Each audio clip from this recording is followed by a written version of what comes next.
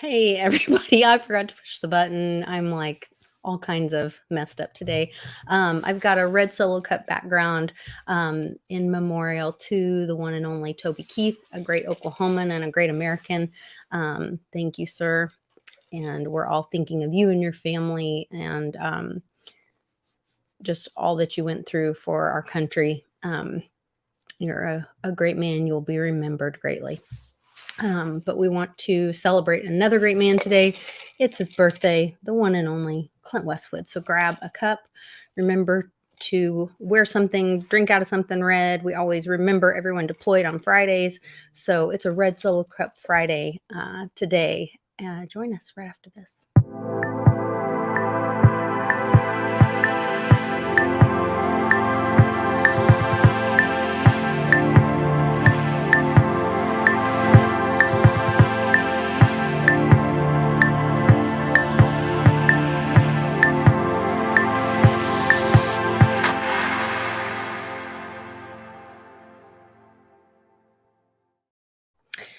Hey there, Westwood. Oh, I meant to put my glasses on too. I want to have a little alien birthday party with you. Yeah, how we doing? How we doing? I'm doing good. These always make me kind of dizzy because of the curve on them.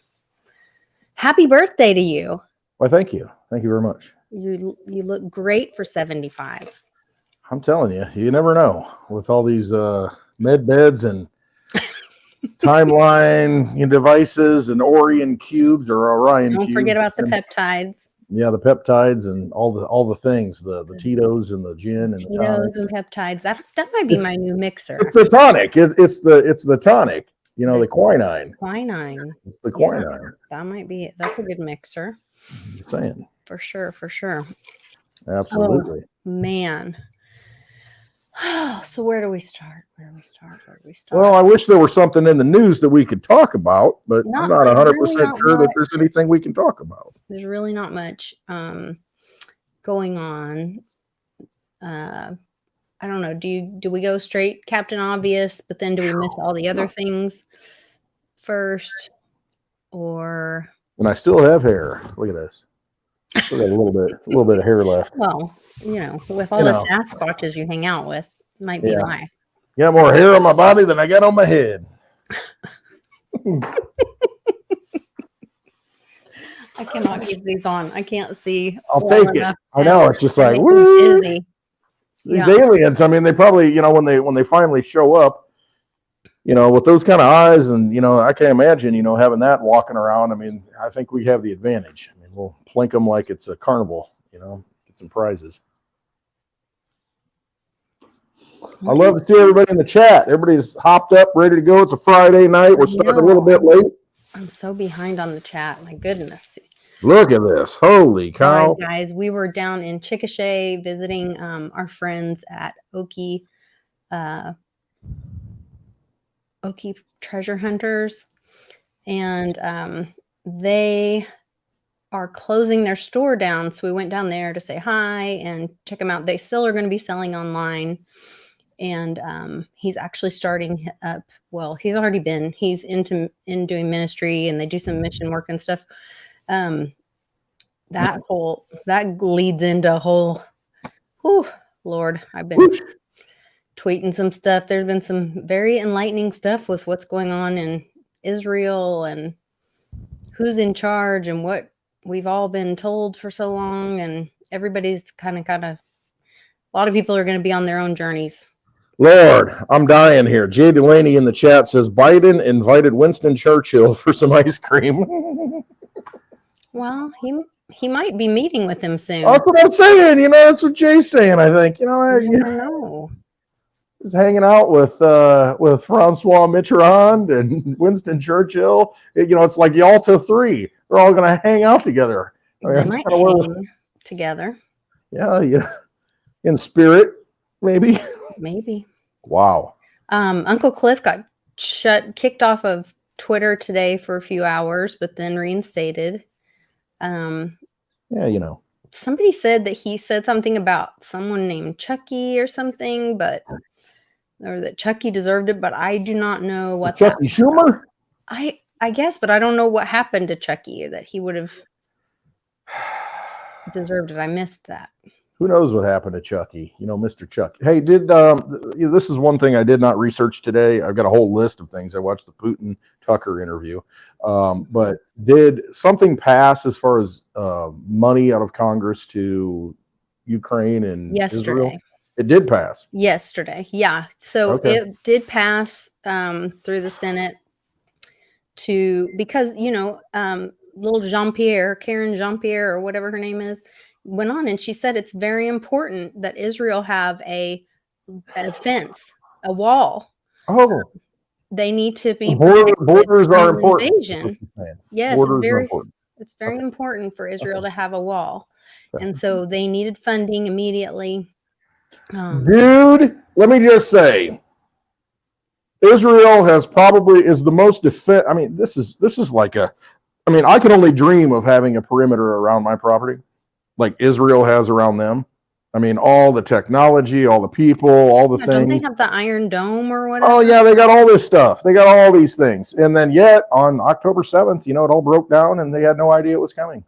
It just happened. But, more money would have fixed that. Billions of dollars would fix that. So we're graciously trying to help them out.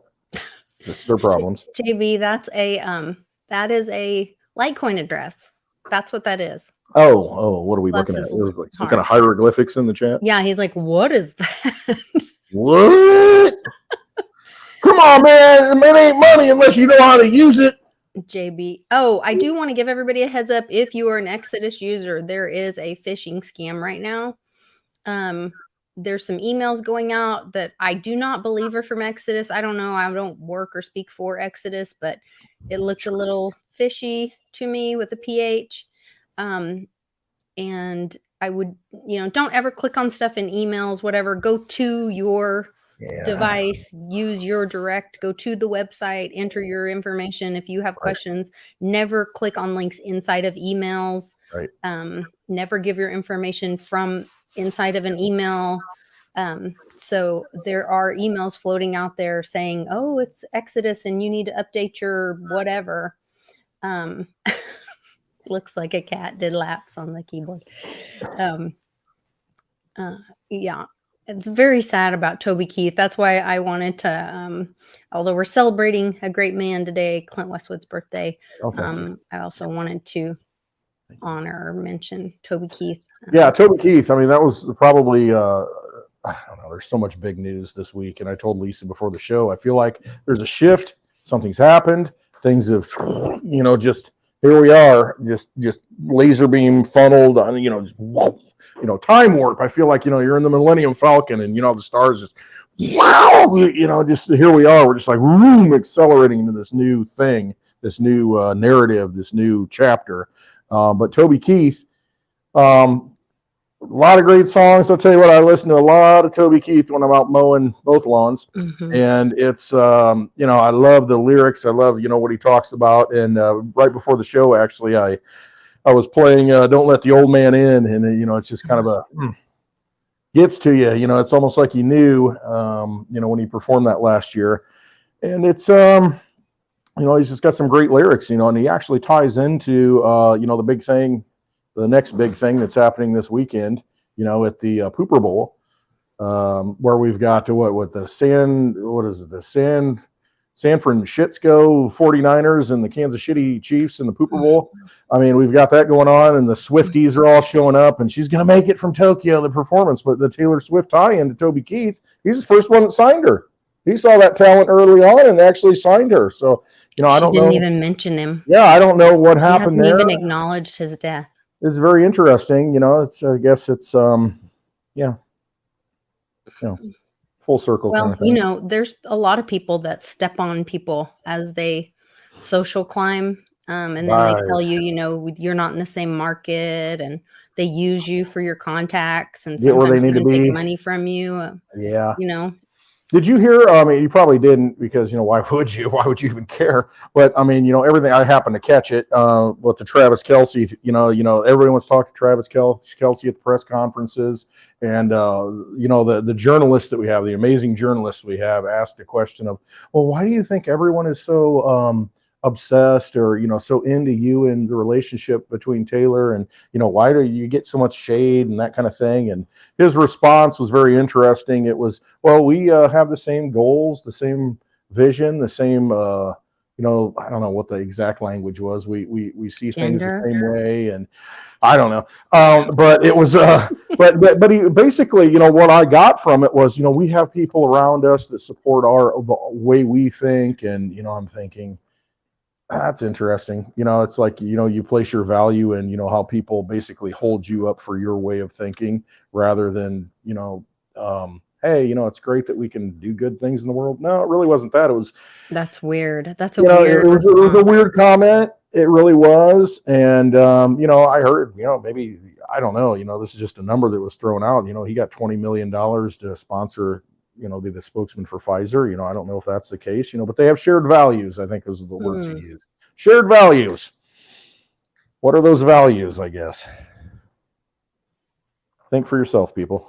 Interesting. Mm-hmm. What are those values?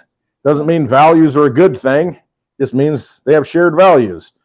Wherever they lie on the scale. Yeah. On the spectrum. Oh man, on the spectrum.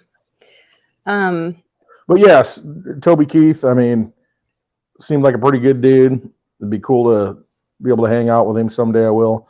And he was put a lot of good music out there. And, I've always thought that music it's just another form of art to where it transcends time. It transcends, a lot of different things, and it hits people in the gut, hits people in the soul. And when you resonate with it, and it again, I ride around on the mower doing my thing, and it kind of inspires me to listen to some of that music. So, that's eternal. And those are things that are out in the universe that, people can continue to, benefit from. And so, God bless him. Thankfully, he's not suffering anymore. And that's, that's a good thing. Had a really hard, good thing.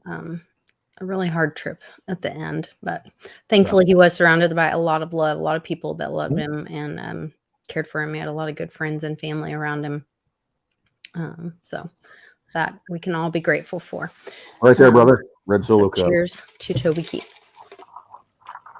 I didn't actually have a Solo Cup in the house. So, that's okay. No, that's okay.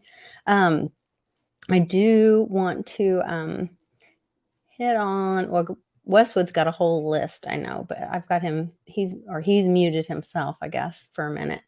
But oh, what happened to my list? Got turned off. Well, this was interesting. Hey. We'll get kicked off. No. I want to share real quick, if you guys are interested.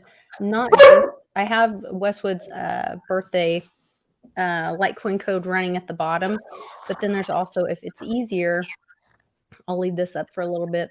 You can just scan the code and send him a little Litecoin that way for his birthday as well. And I will immediately transfer that into dog treats and bones to keep the dogs quiet while I'm trying to do a happy hour show. That's funny. I'm a giver. That's all I do. I just give. So, you give it to me and I'll give it to a good cause. Keeps me going. Anyway, you don't have to. I'm going to see if I have any on this wallet. I appreciate anything.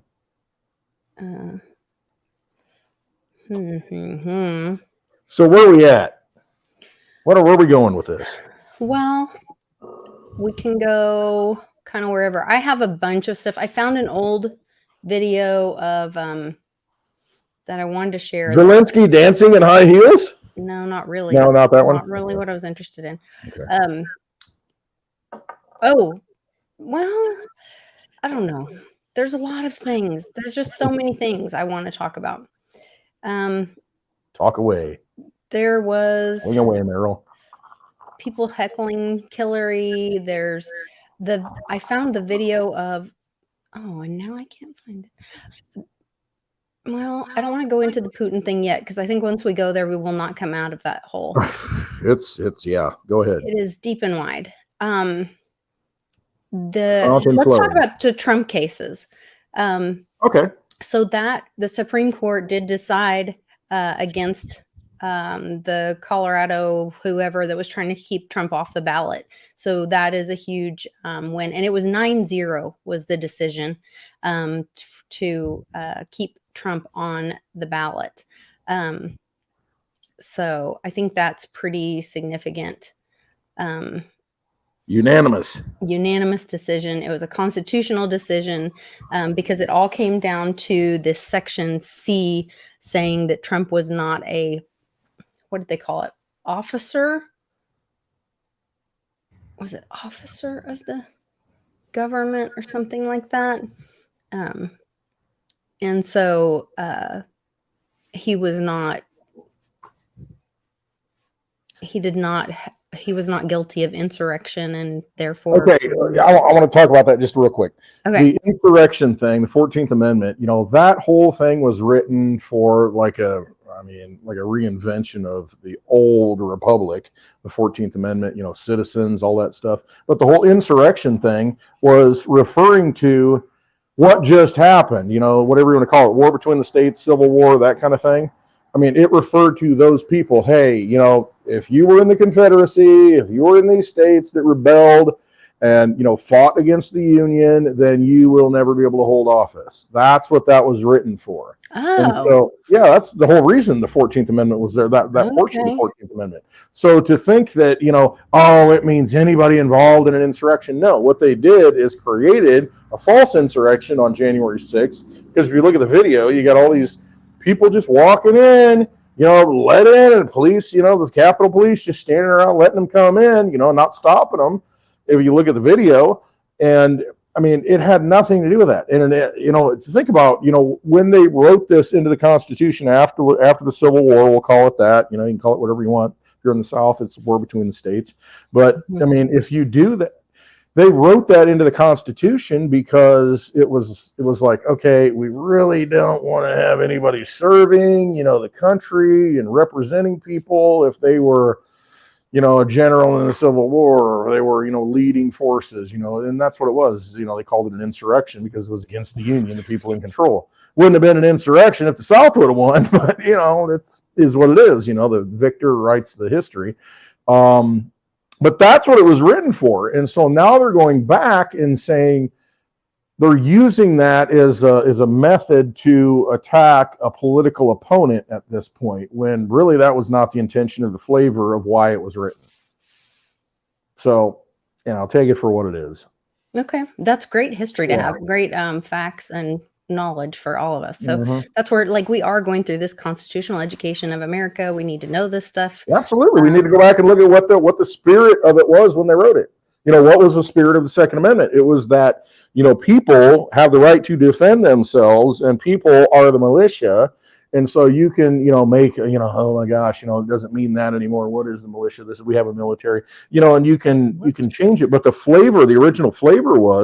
original spirit was that the people have a right to defend themselves. And when they need to, that's, we need a regulated militia, a well-regulated militia of people, the people, to be able to, because that's what happened. It's like, hey, we got to fight the British. What are we supposed to do? Okay, so all you people need to, you're gonna help, you're gonna help, cool. And it's just they understood, the people that framed it at the time, that it's important to make sure that those people have arms, because this kind of thing can happen. And so that's why it shall not be infringed, because you never know when the people need to rise up again and defend their rights. And, and so you got to look at the language, you got to look at why it was put there, and it's just, all of it's been bastardized, and they use it, in the modern terms of, oh, this is what we think now. And, but you got to look at what it really meant, what the intent was, because that's the important thing, the intent of putting it in there. Interesting. Okay. Another story I wanted to touch on, Joe Biden was found, they found felony charges, or information that they could bring felony charges against him for sharing classified documents as a citizen. There's that word again. But the prosecutor chose not to, or the DA or whatever it is, chose not And to. why did he say we're not going to prosecute? Because he seemed a soft or incompetent to stand trial. And so that is insane to me that, but he should be our president. But that's also their way of getting out of this. And like making him look weak. It's like, no. You don't get to pull him out of there now. No, yeah, that's your horse. That's the horse you rode in on. Yep. That's the one you're dancing with. Dance with the one that brung you. That's it. Dance with the one that brought you. Because and they're like, hey, if you ain't got the one you love the one you got. And who we got coming? We got Gavin Newsom. We got Michelle Obama coming. I mean, who is it going to be? They're going to switch horses in midstream. That's what they're trying to do. Mm-hmm. We'll see. Yeah, we'll see. I don't think it's going to matter, but no. Hey, 4 million illegal votes say otherwise, though. Well, then there is. I don't think it matters because you look at the volume of the votes that Trump would get at this point. I mean, you'd get 100 million votes for Trump, and they might rig it to 90 million votes, for, the other person, whoever it is. I don't think it's going to be enough, even though it's all rigged. I mean, but anyway. Okay, there's 2 things I want to play. I hope this is the one that they deleted Porter Jr.'s post, of course. There's one that is a history thing that I want to play. And then there's one that is now I can't find it, and I just listened to it. I'll play the history one, and while I'm playing that, I'll let you guys, I'll look for the other one. A minute. Where's the stop? I'll look for the other one. Don't make me go on a rant. I know. I'm sorry. I'm jumping around here. As the chat says, yes, one for rant. Yes. You can rant if you'd like. No, I mean, there's so many things I want to talk about. I want to talk about like Putin does. I want to talk about it in a very rational I know, but I want to do the Putin all together. I know. I know once we start, foreshadowing right now. There's some really great background stuff that I want to talk about first before we go into the Putin thing. Because there's two things. I want to do this 1871 video, and then I want to talk about Leonardo and bring up the Italian video, which I've Da Vinci or DiCaprio. Before Leonardo, the satellite system. We've talked about it before, but everybody's forgotten. Yes, where they had all the votes and okay, all right. And that's getting out there again. Space Force, very important. Space Force, very important. I cannot find it now, but I'm going to look for it while we watch this. And then we will go into Putin, and you can rant away.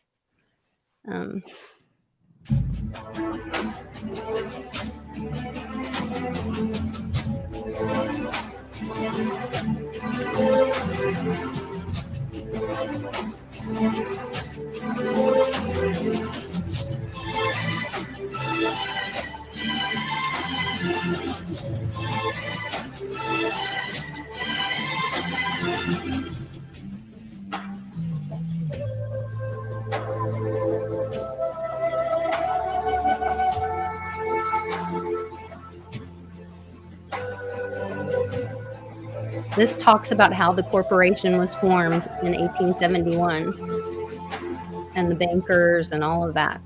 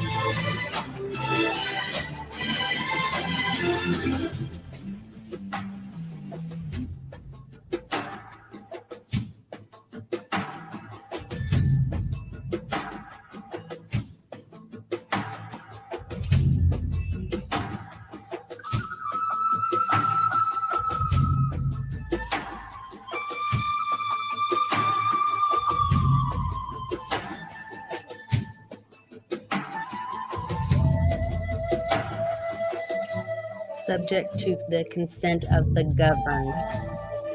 That's us, sovereign.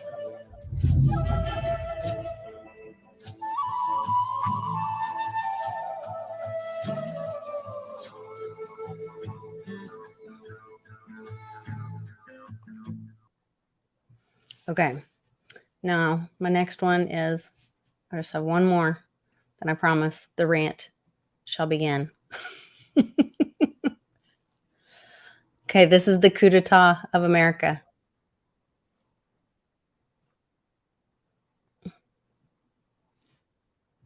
Talking about the elections. Go ahead.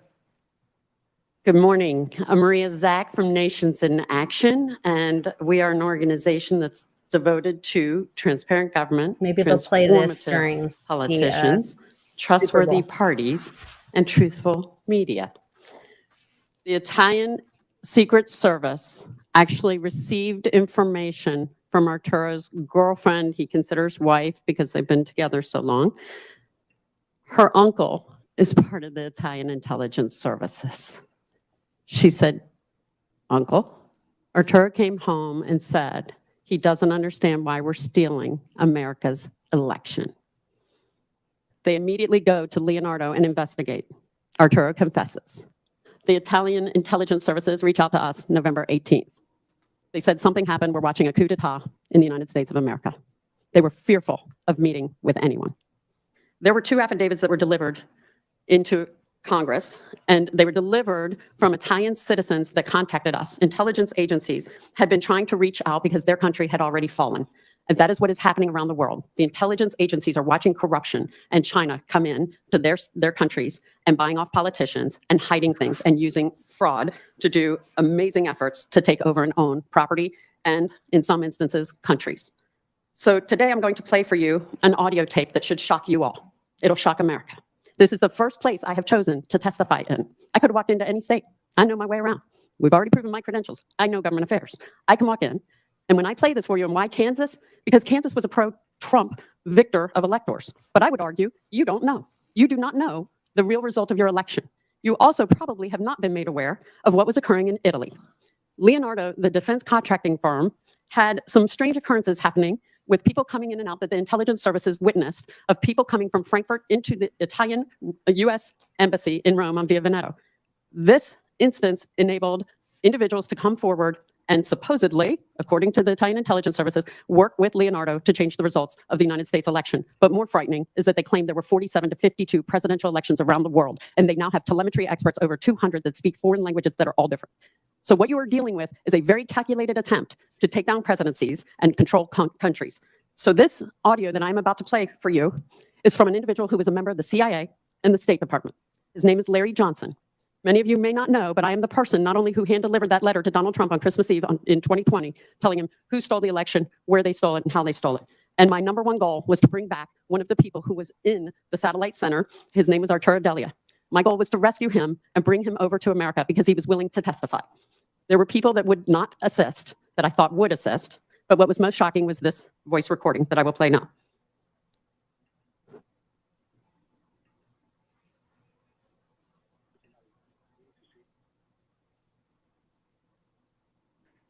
Maria, hi, Larry Johnson. We spoke yesterday.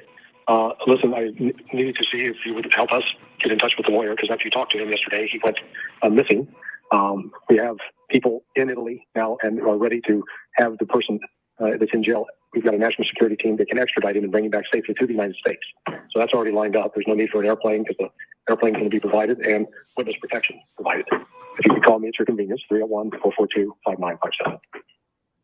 That's our United States government, supposedly, national security, that are going to go rescue Arturo Delia. Anyone know about that? Probably not. Anyone? Because most Americans had this truth hidden from them, that there was an operation, supposedly, but the number one thing that they were looking for in the beginning of that message was where the lawyers were and the people who did the affidavits who were being hunted to be killed. These are brave people around the world that are trying to tell the truth and having great difficulty with the United States government apparatus. Telling the truth is not easy, and people are risking their lives. So that was the transcript. So you ask, okay, what proof is there? Well, I would definitely consider that, sir, Mr. Chairman and members. That is called proof. That needs an investigation. Where is our law enforcement? It should be at the local, state, and federal levels immediately to investigate Larry Johnson and the activities that he did in the United States during this whole event. You know, everyone says if you see something, say something, right? We're all supposed to see something, say something, and then what happens? You get blasted. We had patterns of illegal activity across the country. We had people not matching signatures on the ballots. We had witnesses galore filling out affidavits. I'm so proud of the team at Nations in Action because they filed many, many, many affidavits. They saw the computers actually online and there were photographs. So if anyone says the machines weren't online, that is false. So these witnesses that have come forward have also identified over 35,000 illegal cross-county voting just in Georgia alone. And that relates to President Trump's talk with Secretary of State Brad Raffensperger, where he was saying, I know that there are votes there that were illegally cast. He was right. He is actually vindicated in the proof today because the cross-reference with the state documents and the U.S. Postal Service feed shows that these people did not live where they actually voted. Those votes should have never been counted. Now we have illegal votes that are cast using fake residences and business addresses, photocopied identical ballots and stacks fed into tabulators, and many fake, unfolded, unmailed absentee ballots. Of the thousands of affidavits just filed in Georgia alone, would you like to know how many arrests were made? Zero. Zero. All those great citizens who we ask to do us a favor and help us do our right to vote, to go and volunteer to work polls, had no assistance at all in having a free and fair election, and they witnessed the failures of America. So now you should be asking me, who are the people in Italy, Maria? Who are they that actually coordinated and conspired? Because this is where we really break things down and show you the proof of what occurred. Stefano Serafini on your left is actually a member of our State Department who retired just days before the election. It is said that he, in an intercept, it was picked up that he was retiring so he wouldn't lose his pension should he be caught. He was coordinating with General Claudio Graziano. General Graziano is also, at the time, was the EU commander. And they were meeting across the street at the St. Regis Hotel. And it was with Ignazio Moncada, who is the CEO of Fatah, which is Fatah SPA, which is a subsidiary of Leonardo, one of the largest defense contracting firms in the world. They are the largest in Italy, and they received numerous United States military and intelligence contracts. That should frighten everybody right now. Now, they were meeting in his hotel, and in March of 2020, they were coordinating this plan. The Italian intelligence services actually provided me with a cell phone number for the go order, and it goes to General Graziano. So then you ask, well, they concoct the plan. They have to go get the IT guys. Who's going to do it? Well, they already had a guy. His name is Charles Robinson. He is a telemetry expert. He came in a week prior to the election of November 2020. He uploaded mil-spec software, and he had traveled from Frankfurt. He was working in there with Arturo D'Elia. He is an IT guru in Italy. He's known as the smartest.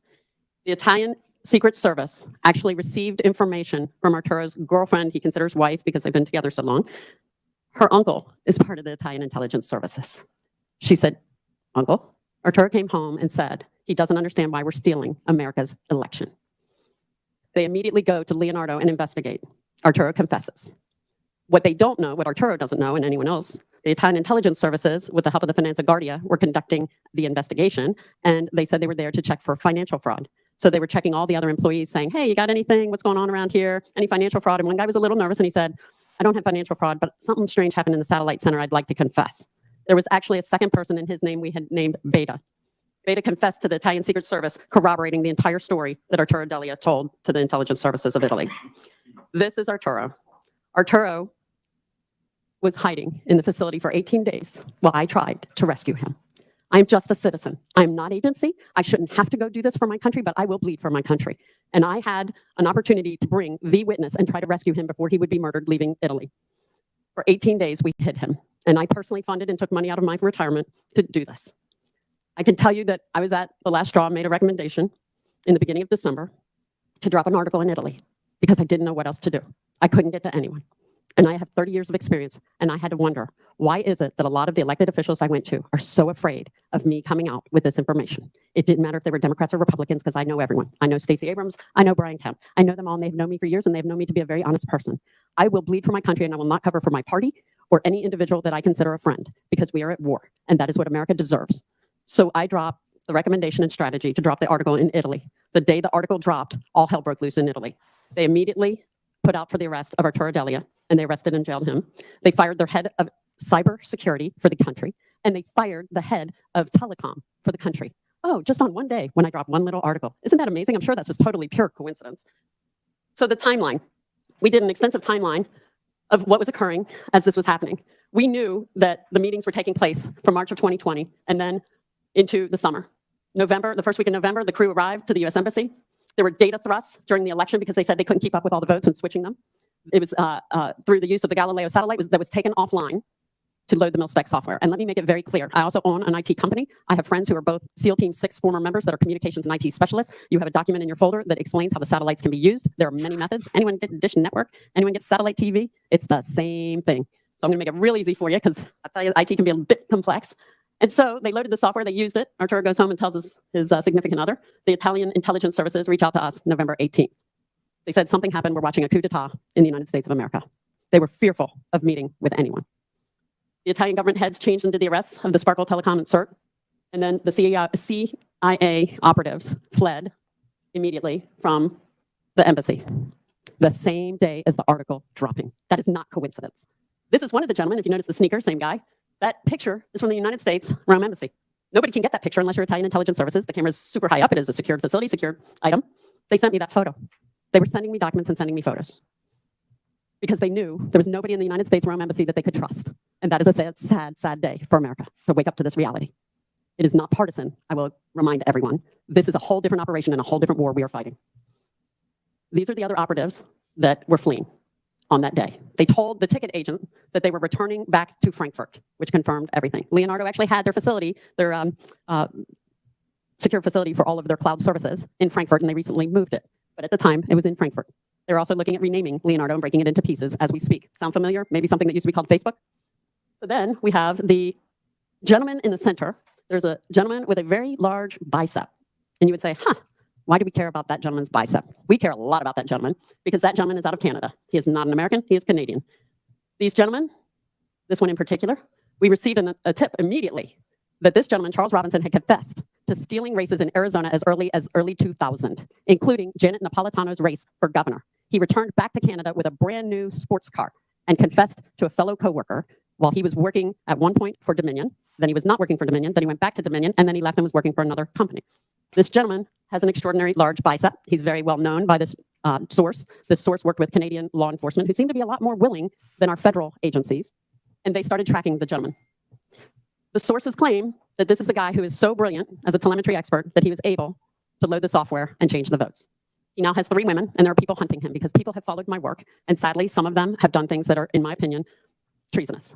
They have gone to Italy under the guise of collecting money to go do an investigation on Italy, and they've taken this information and gone and got massages, rented villas, and they've also gotten people inspired to go hunt this guy down, as well as Stefano Serafini from the U.S. Embassy. Serafini is still in Italy. He does not return to his McLean, Virginia home because he knows there are Americans looking for him. In my opinion, that was very wrong to incite Americans to go after and hunt these people. But Americans are desperate for politicians and law enforcement to do something. So I beg of you to work with law enforcement and make something happen after this presentation because there's too much proof to not have it happen.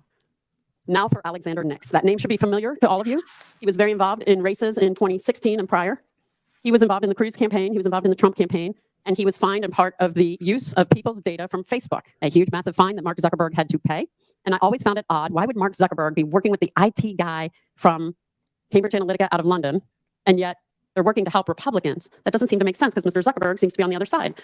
Well, the Italian intelligence services immediately started giving me downloads on all the people, including sending me their picture and phone numbers out of their phones, showing and verifying that they not only knew who they were, they had relationships. One person actually drove Alexander Nix to the CEO's office at Leonardo in Italy.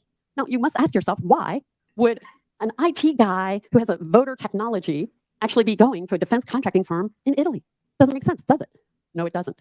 And so you have to ask, okay, so Alexander Nix, is he MI6 like the Italian intelligence services says? Was he in meetings in America with CISA, the security association that was ensuring our elections? I am told that he was actually given permission and attendance of our election integrity and security meetings in the United States federal government as late as October of 2020. And he is a British citizen. He is not American, and he ran an IT company as his cover called Cambridge Analytica, where there are movies by Brittany Kaiser and others, Chris Wiley, who are 2 very liberal Democrats who came out, they saw something and they said something. And these people know something is wrong, and they have written books, and I highly recommend reading those. So while this was going on, the Italian intelligence services started telling me how things were breaking down in Italy, and the Italian government was going to collapse. I'm not one who's ever received an intelligence briefing in my life. I was a lobbyist, state lobbyist. You know many of people just like me. And so all of a sudden I'm being told that Joe Biden called Matteo Renzi, who was the former prime minister, prior to the collapse of the government, and he said, I need you to take down Giuseppe Conte as the prime minister. Within 3 weeks, Giuseppe Conte was down and Italy was in total chaos.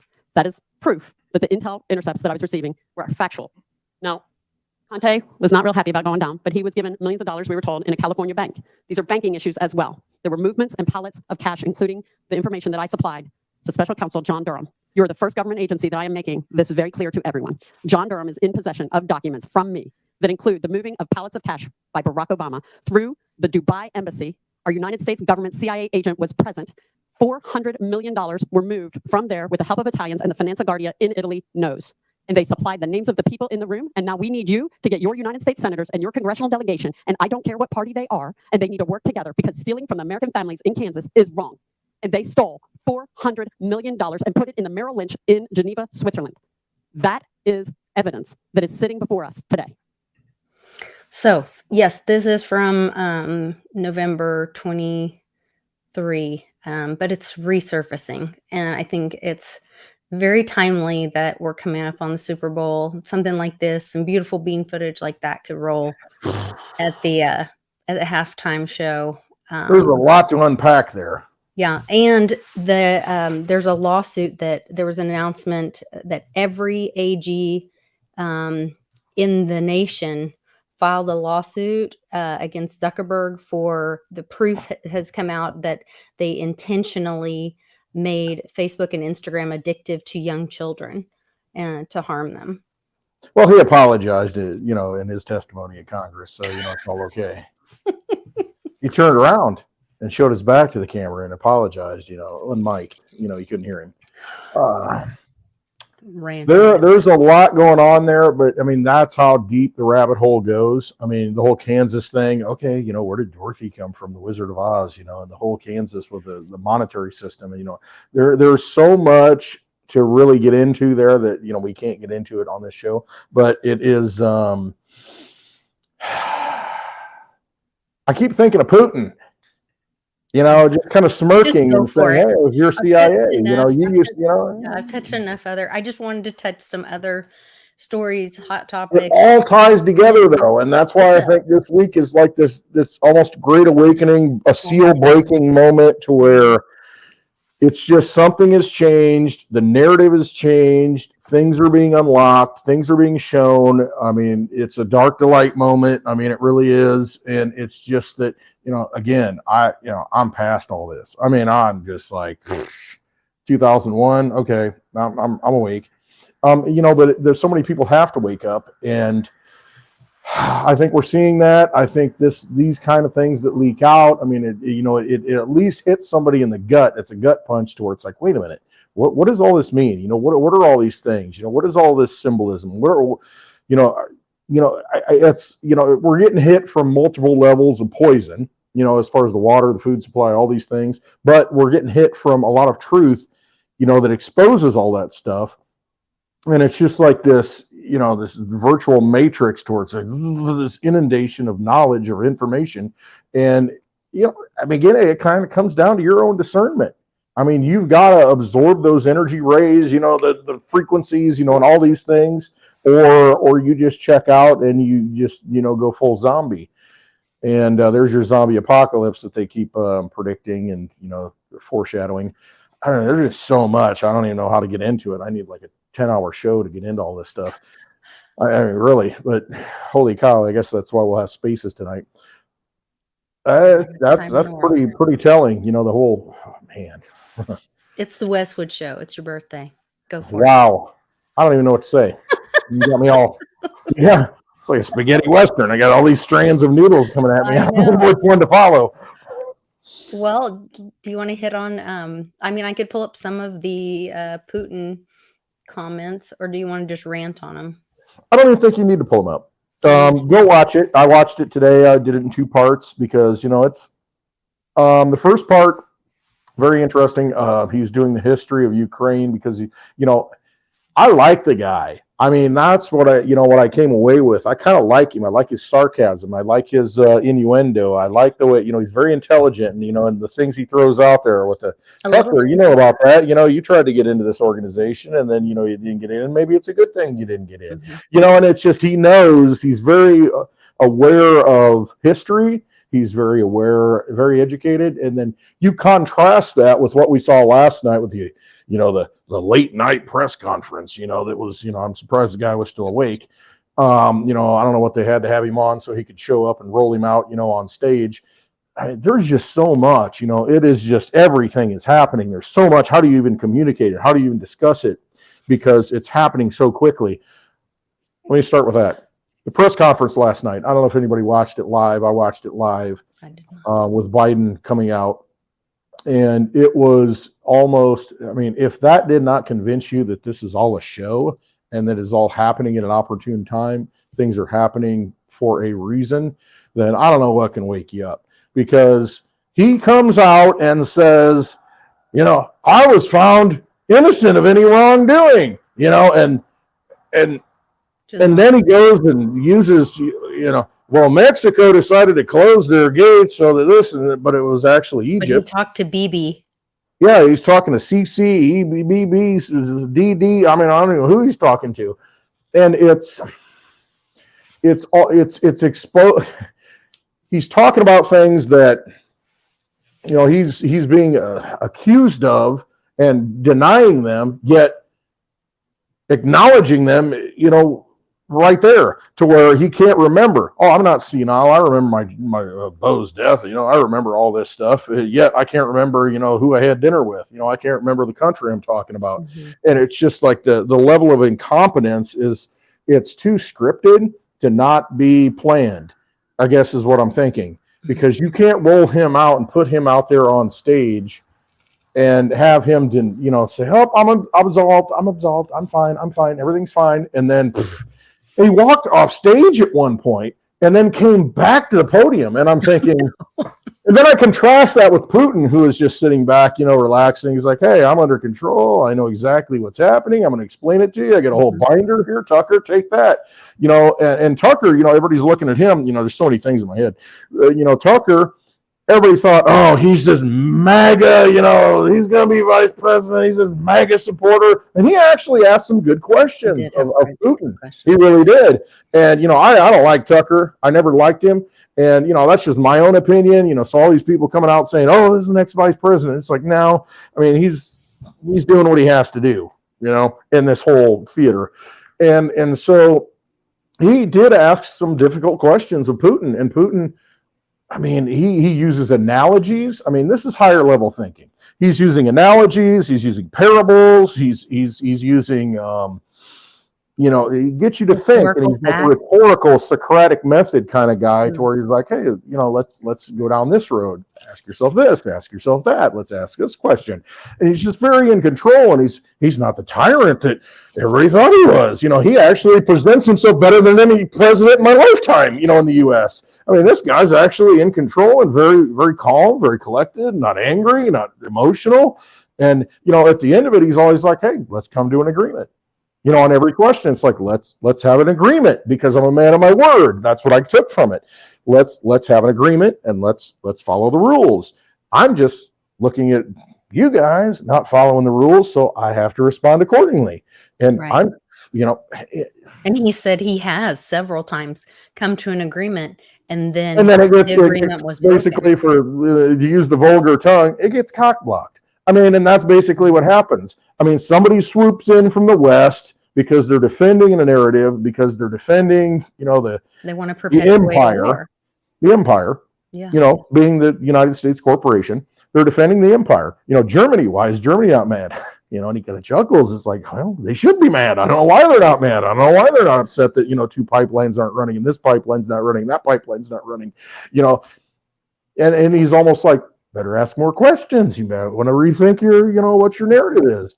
And it's just, I get the sense of, and, you know, he actually brought up many times, and I think throughout the history that he went through, he's looking at, we are a common people. We are bound by culture. We are bound by religion. We are bound by many things that are deeper than, you know, the narrative of the day. It humanized him a great deal. Putin, and I tell you what, if I'm running, you know, if I'm voting for somebody, hang on, this may get me in trouble, but if I'm voting for somebody who believes in culture and nationality and defending a country, the people of that guy is doing what he's got to do those things. the people of the country. I And thought, I can see why Trump says, hey, if I were president, the war would end tomorrow. Because it would end tomorrow, because he'd make a deal. He's the art of the deal. He'd make a deal with Putin, be done. Be done. Because they both are, they'll agree to it and they'll abide by it. Mhm. That's why we didn't have any wars under Trump. And I mean, Putin's that kind of guy. He's like, okay, you give me a handshake, look me in the eye. Okay, we're good. This is what we're going to do. That's where I thought it was so powerful when Tucker brought up, oh, but in this BRICS thing, aren't you afraid? Aren't you afraid of being, you're going to be bullied by China. You're going to be bullied by China. Don't come be with. And he was like, see, you're playing into the fear mongering, the narrative that we all have played into. Be afraid of somebody else. So come sit with the big bully. Right. And Strong man. and Putin was like, China has been my neighbor for thousands of years. Exactly. And his We quote share was, thousands you of can't miles pick your neighbors just of border." like you can't pick your family. Right. You got to deal with it, and you Yeah. figure out a way to deal with it. And that was what I got from that whole interview is, hey, listen, whatever gets thrown, I'm willing to deal with it, but I got to have somebody on the other side that wants to make a deal. Mm-hmm. It's like, yeah, I've been screwed. We've been screwed. Russians have been screwed. Everybody's, they all the West, all they've done is, encroach on our borders and, just like they did, again, just like what are the corporation, the entity, whatever you want to call it, the vampires, they screwed the Indians. They screw us. They screw the rest of the world. I mean, these same vampires are in control, and he knows that. And he's like, you know what? Right. I'll deal with you. It's just, but you got to admit that you did something wrong and violated agreements. And it's like, you need to come to the table and, acknowledge that. But then I'm willing to have peace. I want peace. he said, well, now they've done this quietly and now they need to handle it quietly. Right. And he's fine with that. It's like, okay, yeah, you screwed up. And so you find a method to cover your ass and make yourself look good. As long as we have peace and as we can get along, I'm fine with that. I don't care. Whatever you got to do to make yourself look good and save face, good, cool. If you watch the interview and you watch the mannerisms and you understand the human being and you understand who he is, and then you look at the alternative that we've been presented with. And one point he said, how can I win a propaganda war with the United States? They're the best propaganda artists. I mean, they own everything.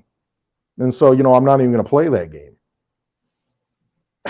I mean, it's truth. He's speaking truth. And he said, not just in the United States, he said, but most West. of Europe as well, or the West. West, but he said most of Europe as well. He They're said, satellites of the United States, though. Why And do I why? bother? Because of the money. And it all comes down to the money. And at he some did. point, the money, Because you guys will- have the money. you're committing suicide. And he even said it. You're killing yourselves with the Mhm. money. I mean, you're killing yourselves. I mean, you're destroying your people because of the money. You're using that as the tool. That is not the way to do things. And remember, we kicked them out of the SWIFT system. Yeah, and he even mentioned it. SWIFT. SWIFT. What's happening this weekend? It's in the Taylor Vegas. Swift Bowl. It's a Swifty Bowl. Swift All these, degenerate things that are coming together. Yeah. Not saying she is, but I'm just saying, that's like the symbol of it, and you look at her, where she was with Toby Keith when she first came up, singing about Tim McGraw and the pickup truck, innocent little girl. And now she's dancing, like a stripper and standing on a black cube. Look at the symbolism of that. And there's just, something's changed. Just saying, do your own research, trust yourself. I don't know. A lot there. There's a lot there. There really is a lot there. And Tucker, he was, the big boisterous guy, but Putin was in control. He knows what he's all about. He understands his culture. He understands his people. And he gave you the history of the people. And how many presidents can sit there and have that conversation for 2 hours? What I really liked was the analogy that he used of Tucker's like, oh, we got two hemispheres, we've got the, one side and this side. And he's like, well, Putin stops and thinks, and he says, we got two hemispheres of the brain. One does these things, one does that thing. But the thing is, if you separate those, if they're not working together, then nothing works. The body doesn't work. And so you can have a lobotomy like most people in the United States have done in the Western Roman Empire, the new Roman Empire, or you can try to coalesce all these things and work together. And and make it a better place. I don't think our leaders, because of the money, have been making the world a better place. We've got outposts everywhere. We're encroaching on everybody. We think we can dominate everybody. We think we're the Roman Empire. And I mean, how did that work out? There's also this fact, when they hide something, when they censor something, that's the thing we should look at. And across the board, it was interesting. This is where that there seems to be clear, almost a complete media blackout on Putin's reference to Nazis in Ukraine. And he talks about the history of it and why the Ukrainian people were gravitated to this identity of celebrating the Nazi culture and all of this, and his attempts at denazifying, his goals of denazifying the country of Ukraine. There is this complete media blockout of it. And then they show all this, they go through all these channels, and it's like there's no news. No one's talking about that. That part's not being talked about. No, that's an important part, because he used an example of, hey, there was a soldier who took people, put them on a road, ran over their heads and crushed their heads. He says, what kind of person does that? What kind of people do that? I mean, that's not human. And so he's identifying the inhumanity that exists, that still is kind of emanating out of that vibe from World War II that, we gladly took over here in Project Paperclip. I mean, we gladly took those scientists, and there's a scramble for scientists and the knowledge out of Nazi Germany. There was. I mean, but, he's calling that out as that's not right. Those aren't good people. That mindset of destroying cultures, destroying and not absorbing cultures and letting them be free to have their religion, but, it's just like America. And, we think that America, that's the first time in history to where, we've had an ideal to where we believe in freedom and we're accepting everybody and we accept all cultures, all religions, but we still have the ideal of freedom, and that's like, what he's painting, from his perspective is like, hey, we want all people, we a lot of people, think about the USSR and think about Russia in general, that kingdom, that empire, how many different kinds of people and different backgrounds are in that. And, the best thing to do is allow those people to be who they are, maintain their culture, and still live under the motherland, still have that canopy of who they are in an idealistic sense. But, on a real day-to-day basis, it's like, hey, you're still Hungarian. You still have your Hungarian towns. I mean, you still have Hungarian traditions, and that's okay. I mean, it's just like how America should be, how we think we are, but we're not. It's all about peace and getting along. And yeah, we all come from different backgrounds and we are who we are, but why are we killing each other over it? And I don't think most of the wars, and if you look back, in modern history, most of the wars really started accelerating when we had a Federal Reserve, when we had someone in control of the money that used the money for illicit purposes, for an agenda. And I mean, it's a big narrative. It's a big story. I'm not, a big Putin supporter, a big, wave the flag for Putin, but he makes more sense than what we have in office right now. Contrast that with what we saw last night. In office is not really in charge. When he said, I made a deal with, and I can't remember if it was Bush or Clinton, but he said, but then Condoleezza Rice and whoever on it. sat at the table. At this table right here. Table right here, and then changed the deal and said, no, we're not. No, because that's the thing we have to understand as Americans. It's not America that we believe in. It's not the flag we salute. It's not, when the Super Bowl happens and the planes fly over and we salute the flag and whoever sings the anthem, that's not the America that we believe in our hearts. That's a whole different fiction. That's that corporation that. Absolutely. That's what it is. It's at a different level. I mean, we've been hijacked. We've been deceived because, hey, it's nothing but propaganda. I mean, that's all it is. That's what we're good at. Propaganda and bombing things. I mean, that's what we've become. And so we've got to get our heads around that and quit stepping in line and quit following the orders and quit thinking that, it is the way it is. But we're $34 trillion in debt. I mean, because we've overspent on doing what? Not closing the border, but supporting, whatever expedition, Roman expedition that we want to support. That's where we're at.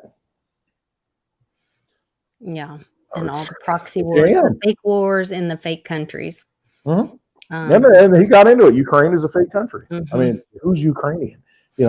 When he said that at the end, when he said that when the soldiers came together and they said, "Come out and you won't get killed," and then the Ukrainian soldiers identified themselves as Russian, and they said, "Yes, Russians do not surrender," and so they expired. I guess was his word. That was it for them, because that's where you're at. I mean, he's a realist, but he's an idealist too, and he's on both sides of it.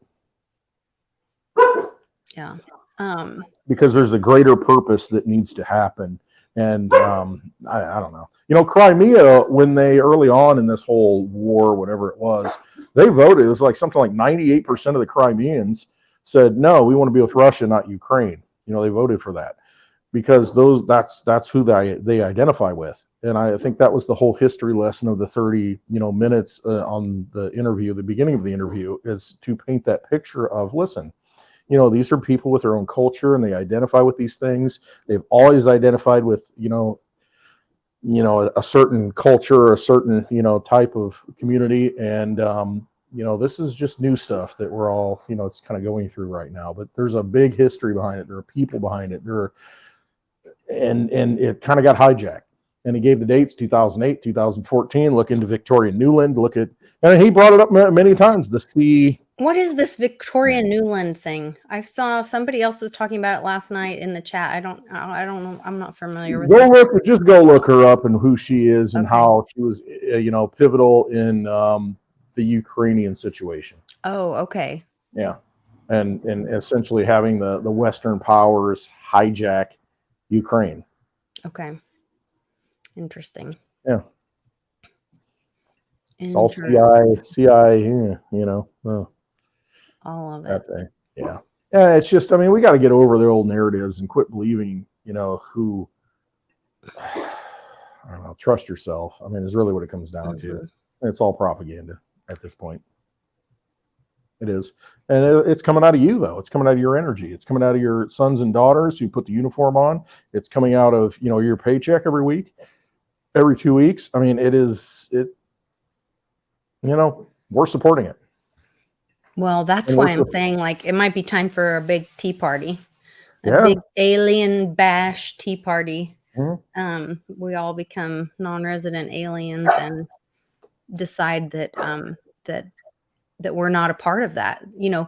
Right. I would not. My conscience would not want to fund the killing of babies. That goes against my religion. Or my beliefs, not my religion, excuse me. Beliefs. Yeah. I do not have a religion, yeah. But that goes against my beliefs and my morals to spend money killing babies.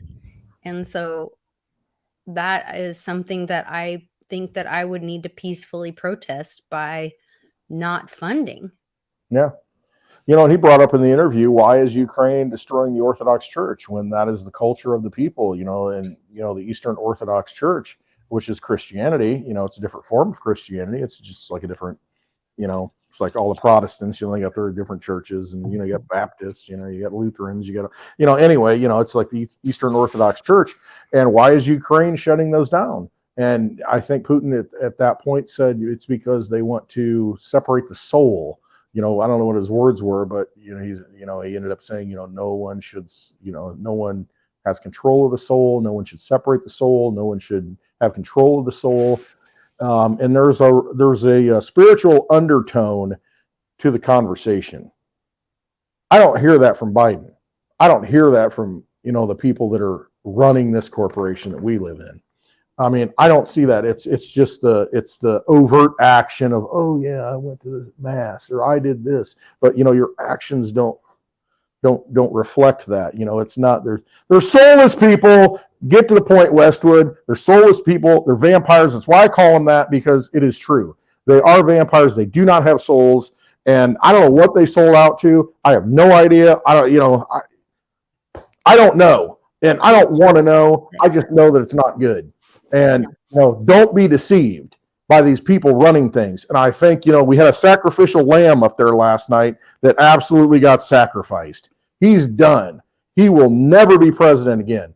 And I don't know what they're going to do at this point. I don't know if they're going to roll out somebody else, in his place. But I don't know. The Vic says we're not going to have an election. I don't know. I don't know what's going to happen. But it's all falling apart is really what it comes down to. And you need to find your journey and path and, get right with God, wherever you're at, trust yourself, reconnect, hit your knees and pray, whatever it is.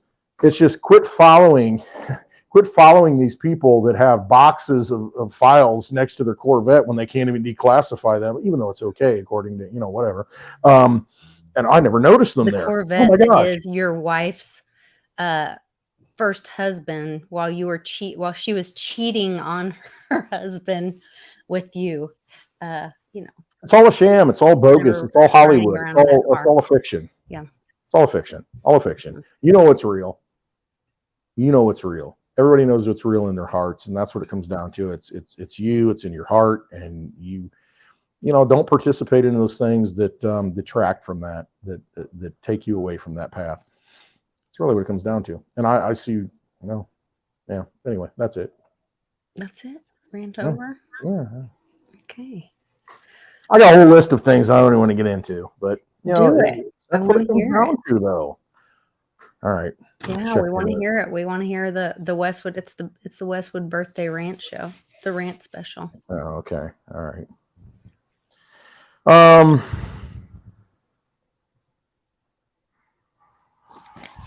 Drum roll. Wow. You know what? My takeaways from I just jotted down some notes because when you're writing things, you do some like freehand stuff and just it's flow stream. The interview where I got Putin, I'm sarcastic, confident, uses analogies, calm, controlled, very in touch with himself, very very controlled, very cool. And the thing is, he could have.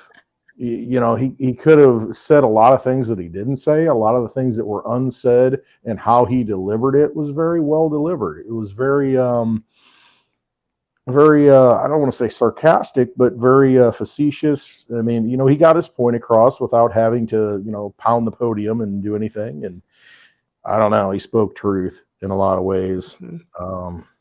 Sometimes people listen more to a whisper.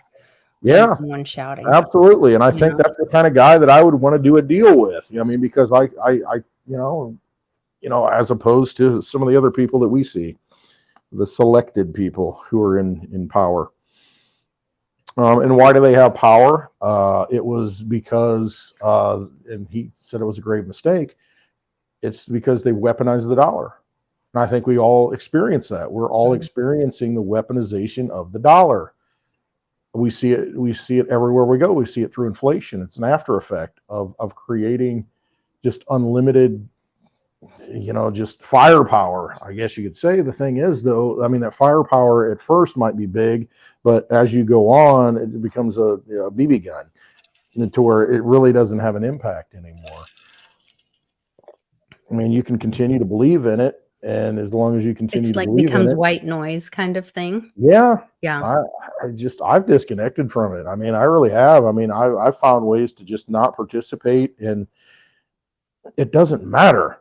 It really doesn't. I see the collapse. I see it all falling. These people, Chuck Schumer coming out, we need to do this. And, it's just.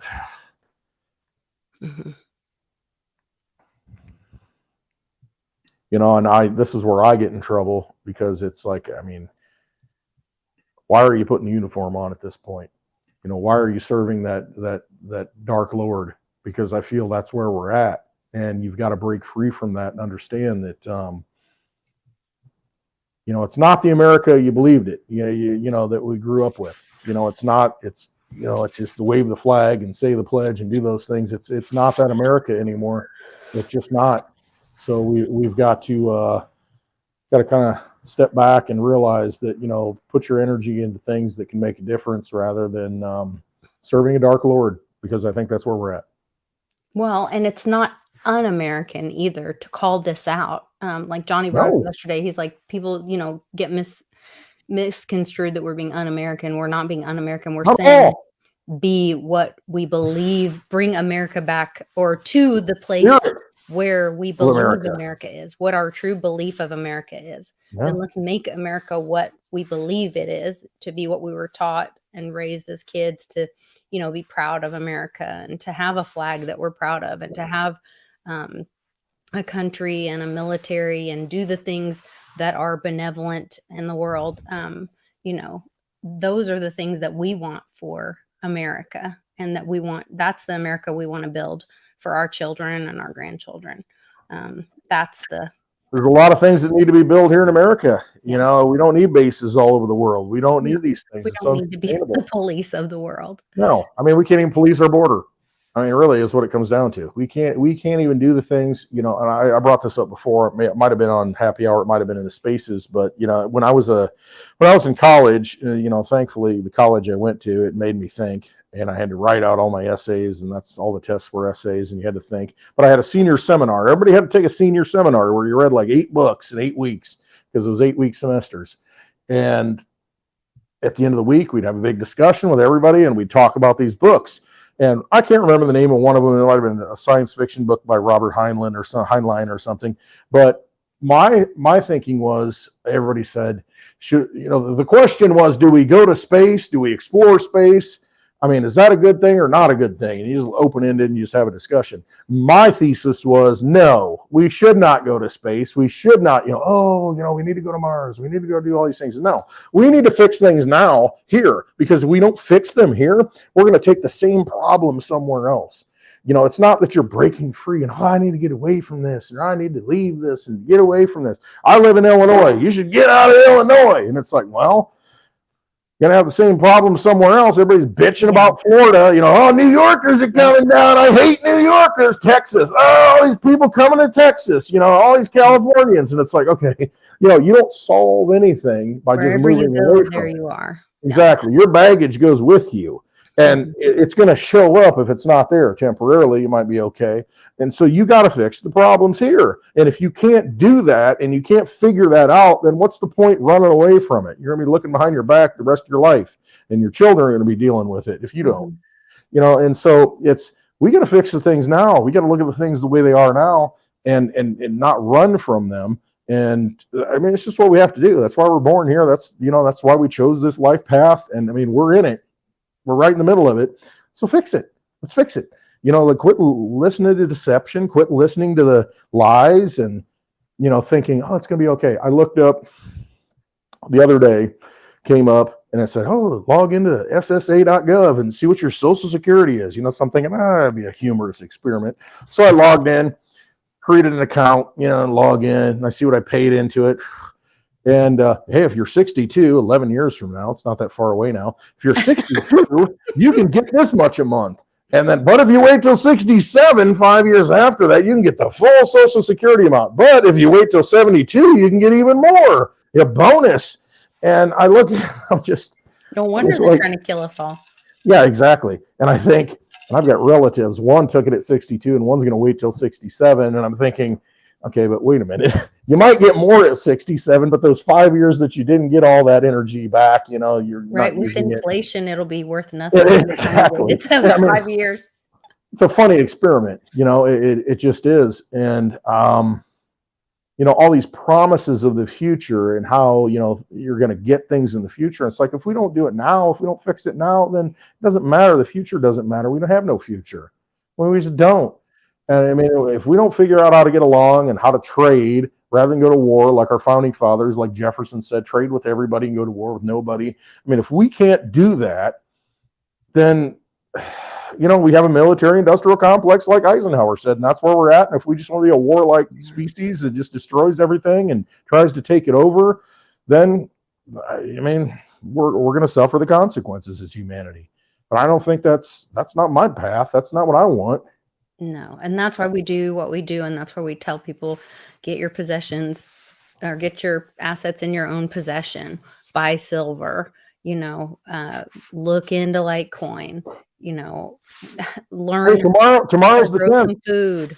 It's the Chinese New Year tomorrow. I mean, all this stuff is coalescing. I mean, it's the year of the dragon. So I feel at a deep level that here we are, folks. I mean, we've been waiting for a long time. I've been waiting for, over 20 years for things to change. Bix has been waiting for, as long or longer. I mean, and it's just your mom's been waiting. Yeah. How long do we have to wait? But it's like when it hits you in the face, it's like, here it is. I feel like here we are. Is the Here it Super is. Bowl tomorrow or Sunday? It's Sunday. Yeah, Okay. it's Sunday, the 11th, 2/11. Also, I have no idea. I know. I don't blame you. It's the Pooper Bowl, like I said, San Fran. Oh, that's what I was going to ask you. and Did Kansas you City. catch the puppy comment or the dog comment? I did. Mhm.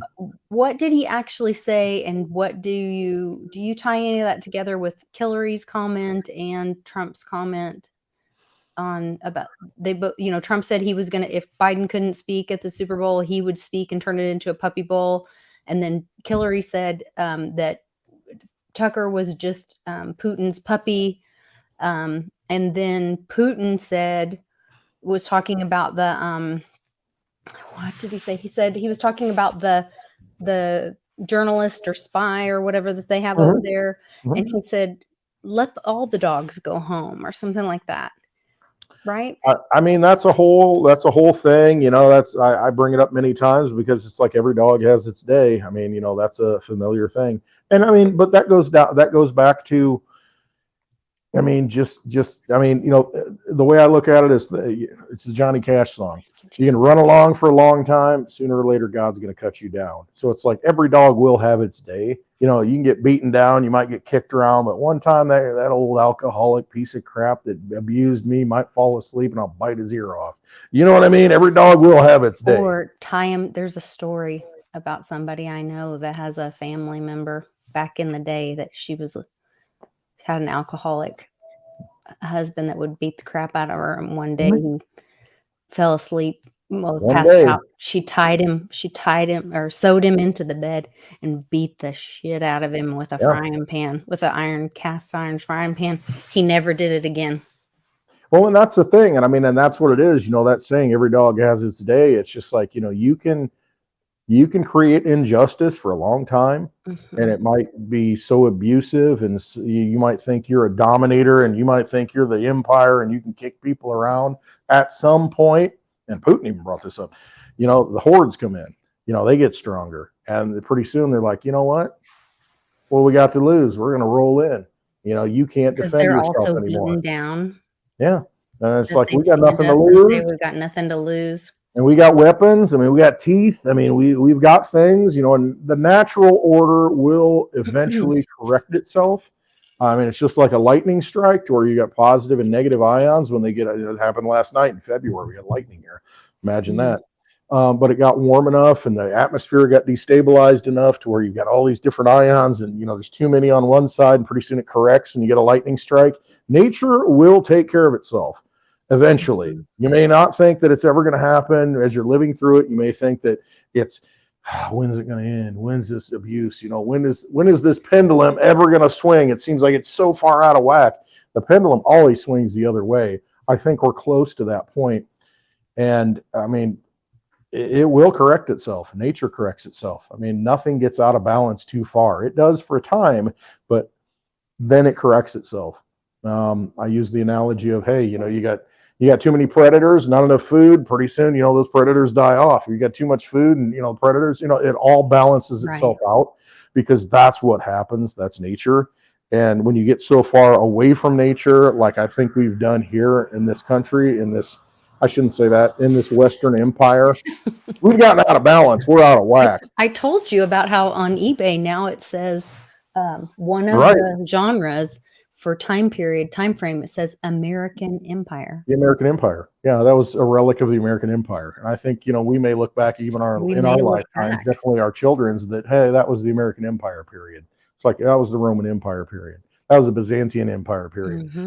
Because that's, it will swing the other way, because you just cannot lean too hard one way. Nature will correct. Natural law will find its natural law. I mean, that's just why it's law. Just wild. And we're living through it. It's just such an unknown future. You know, we've lived in this world where we had kind of a Groundhog Day moment here in the US. You know, we'd get up and we were always in charge and we always did whatever we wanted. And, you know, Walmart was always open and we went to school. We always had things we needed, you know, because and the banks ran and all those things. And to think that that all could really change and we could have to figure it all out and be building those systems or creating new systems because it all broke and the rest of the world won't have anything to do with us. I saw a video the other day of a guy who tracks the what are they called? Like the big, like the things Polly drives around, the big crates or whatever. Oh, the containers? Containers, yeah. As Mitch would say, the sea cans. Calls them a sea can. Well, there's big ships that put like thousands of these on these ships. Yeah. And the really big ones are not coming to America anymore. At all. Probably going from Russia to China now. Pretty much. Yeah, they have land. They're all staying over there. Well, and I mean, you got to look at it. You know, you've got India, you got China, you've got. I mean, at some point, you know, we might go full Jim Willie, you know, a conspiracy theory to where, I mean, you know, nobody's going to want to take our dollar. Nobody's going to bring the ships over. They're going to take bills of credit. You know, they're not going to want to ship anything over here because they don't know if they're going to get paid. And if they do get paid, what's it going to get? You know, what's the payment? Again, that's why it's so important. What is sound money? All right, you know, I got to get into this. What is sound money? Yes.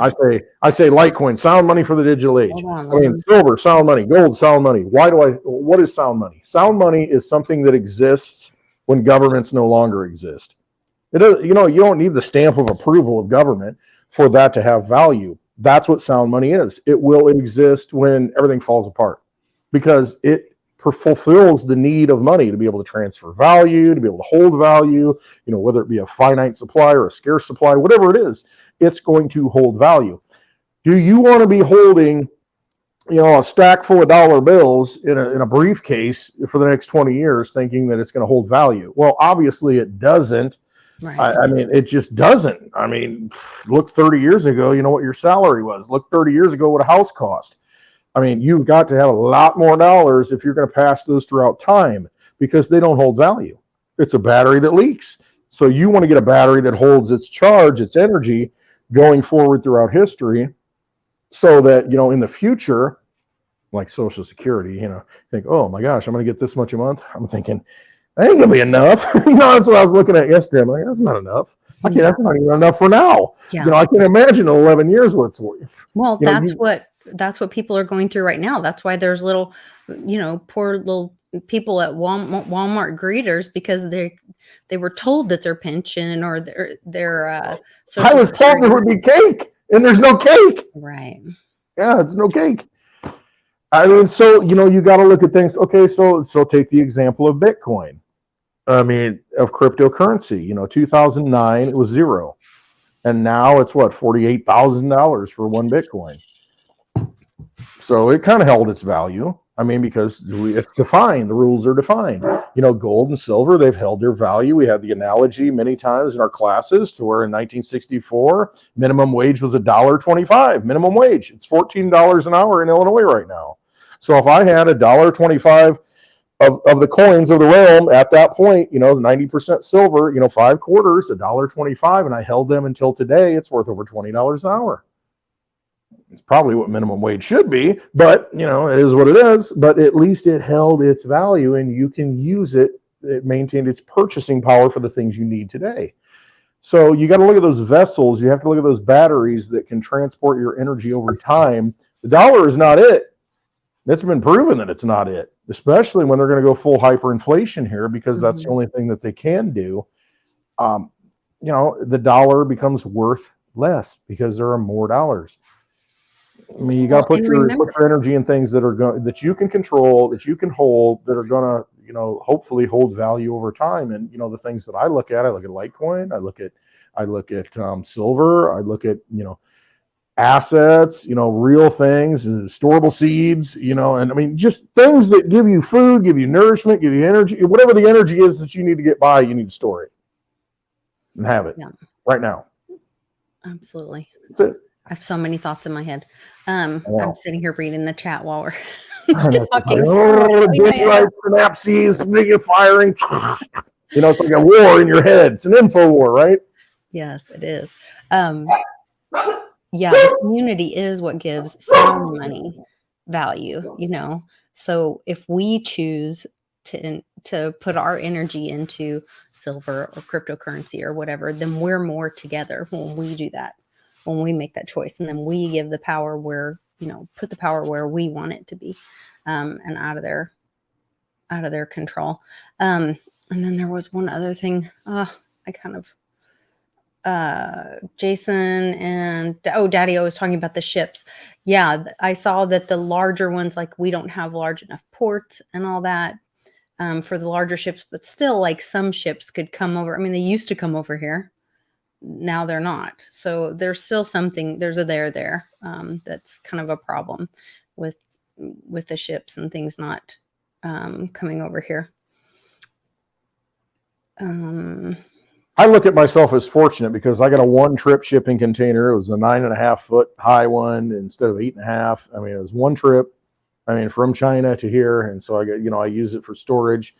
And I think will we have the opportunity to get those things? A lot of homes are built out of that now. Mm-hmm. There are a lot of places that do that, but I mean, we don't build them here. They're building them in Asia. And if they don't make the trip over here, you're not going to be able to get them. And you think about all the things you hear about the parts, and I don't know, maybe you and Charlie, Charlie might have some insight on this as far as parts for cars. I mean, are they going to be available?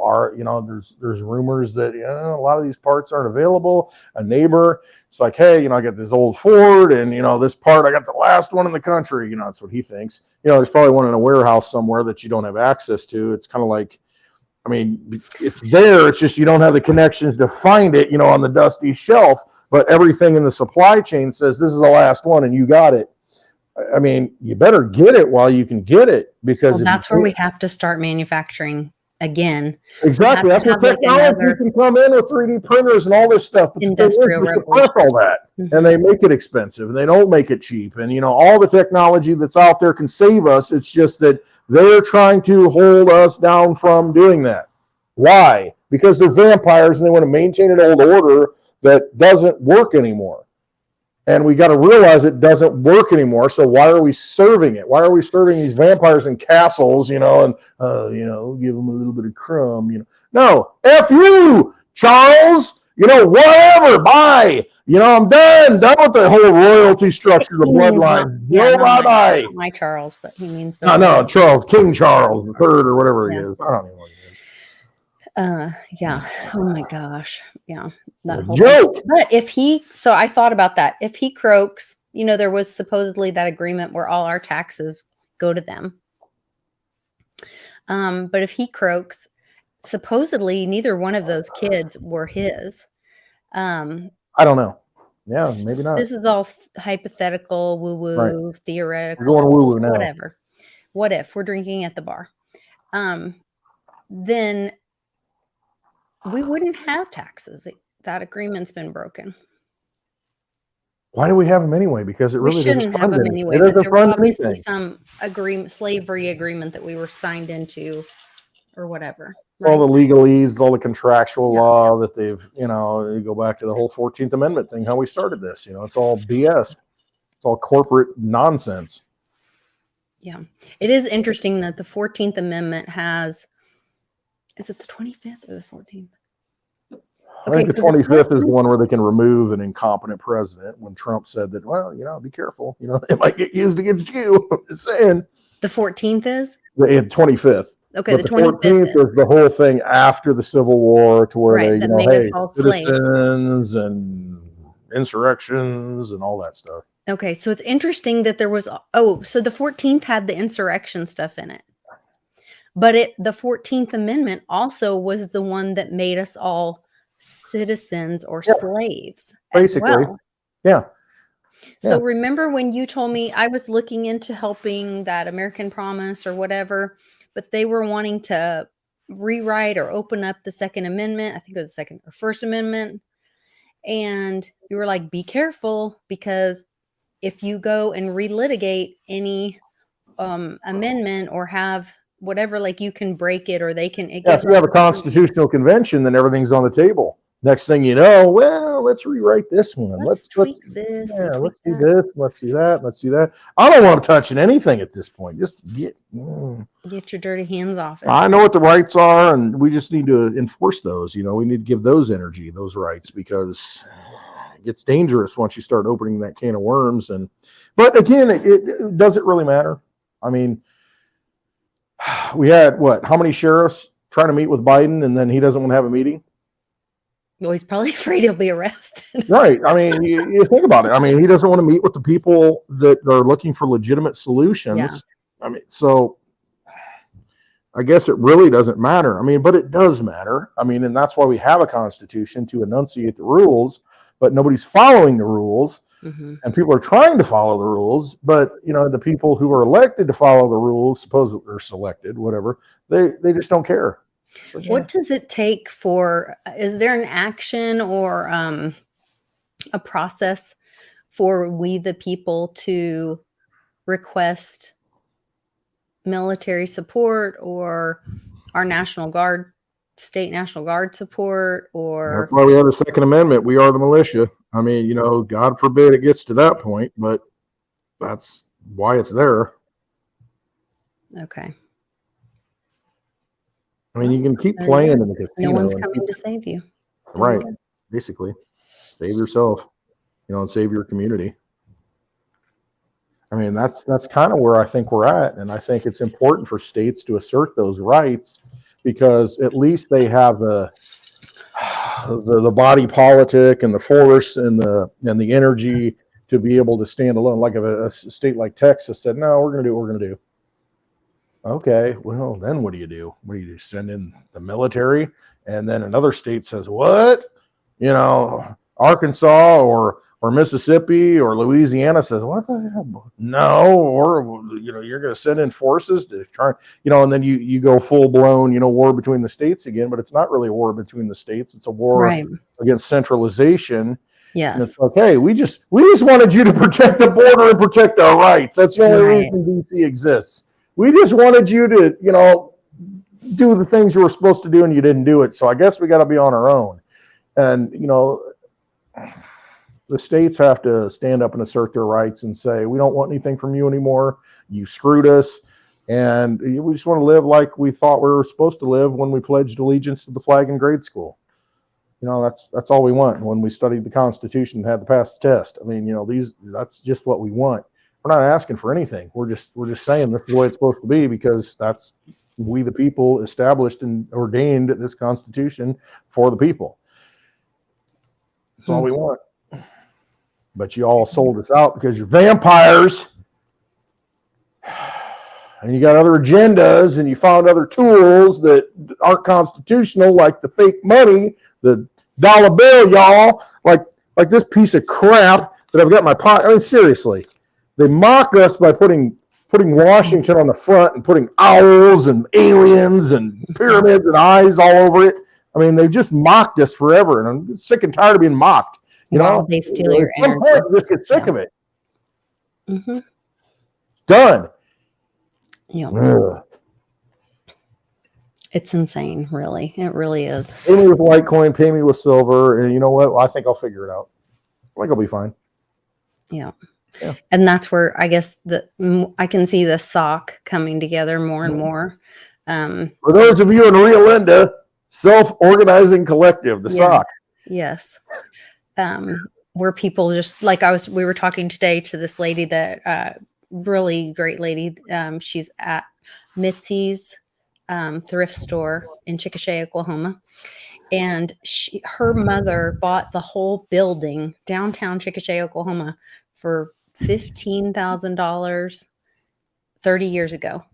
It's worth over $500,000 now. She leases it out to multiple people. She owns 3 businesses herself. But it's hard assets. It's sound money in her possession, Exactly. right? And it's generational. Her daughter's going to have a business there. She just graduated high school. She's going to have a cosmetology business in part of one of the business or buildings. And we were talking about like all these items, and I don't know, it's really cool watching her have pride in the community. And then we were talking about like, you know, how you feel trapped in this system. And then because the way they didn't teach the kids how to even read or write cursive.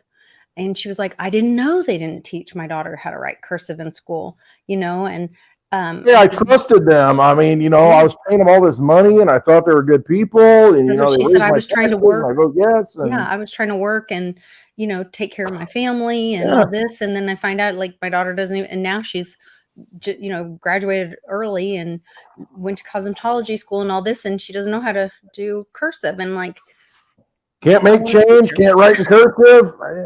yeah. So, but that's what they wanted us to not know how to read the Constitution. They wanted us to be, you know, at their mercy, you know. Just you know, give me more. Give me my handout. Give me what I'm entitled to. Give me my thing. Give me my, you know. Here's a tweet that I saw today. Stake put me onto this. He said, this is a tweet. I just retweeted it. A 262,000 square foot building in Ohio. 262,000 square feet. Big office building. It sold for $2.4 million.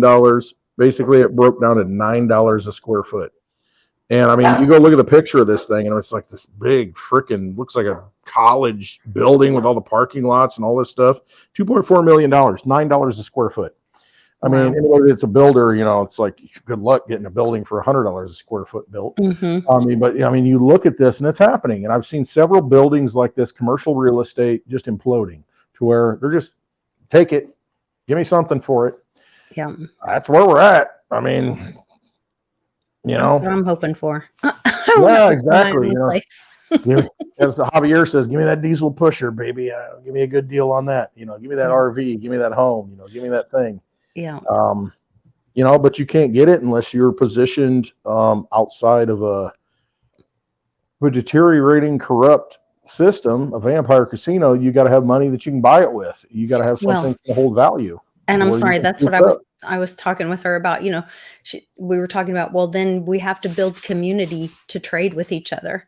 And we have to be able to barter and trade like with silver or educate people about With crypto. real assets of some Yeah, sort. with real whatever it is. assets, and quit using their dirty money and their system that they want us to be stupid and sick and unhealthy to be in their system. So let's not do that. Let them play their typewriter games, you know, and we'll live in our digital world. Ask your doctor if it's right for you. Yes. I'm And sure they'll. I want everybody, if you're watching the Super Bowl, I watch it because like I watch the mainstream news for their narrative, their agenda, because that's what the empire is putting out there, messaging, and I like to see it because I want to get a taste of the dark side, and know I'm willing to go there and see it and feel it because I want to know where they're coming from, you know, what weapons they're using. And so I'll watch the Super Bowl, I'll watch all the BS. And so watch the commercials, you know, who's sponsoring it. And, you know, it's in Vegas, of course, you know, Lord.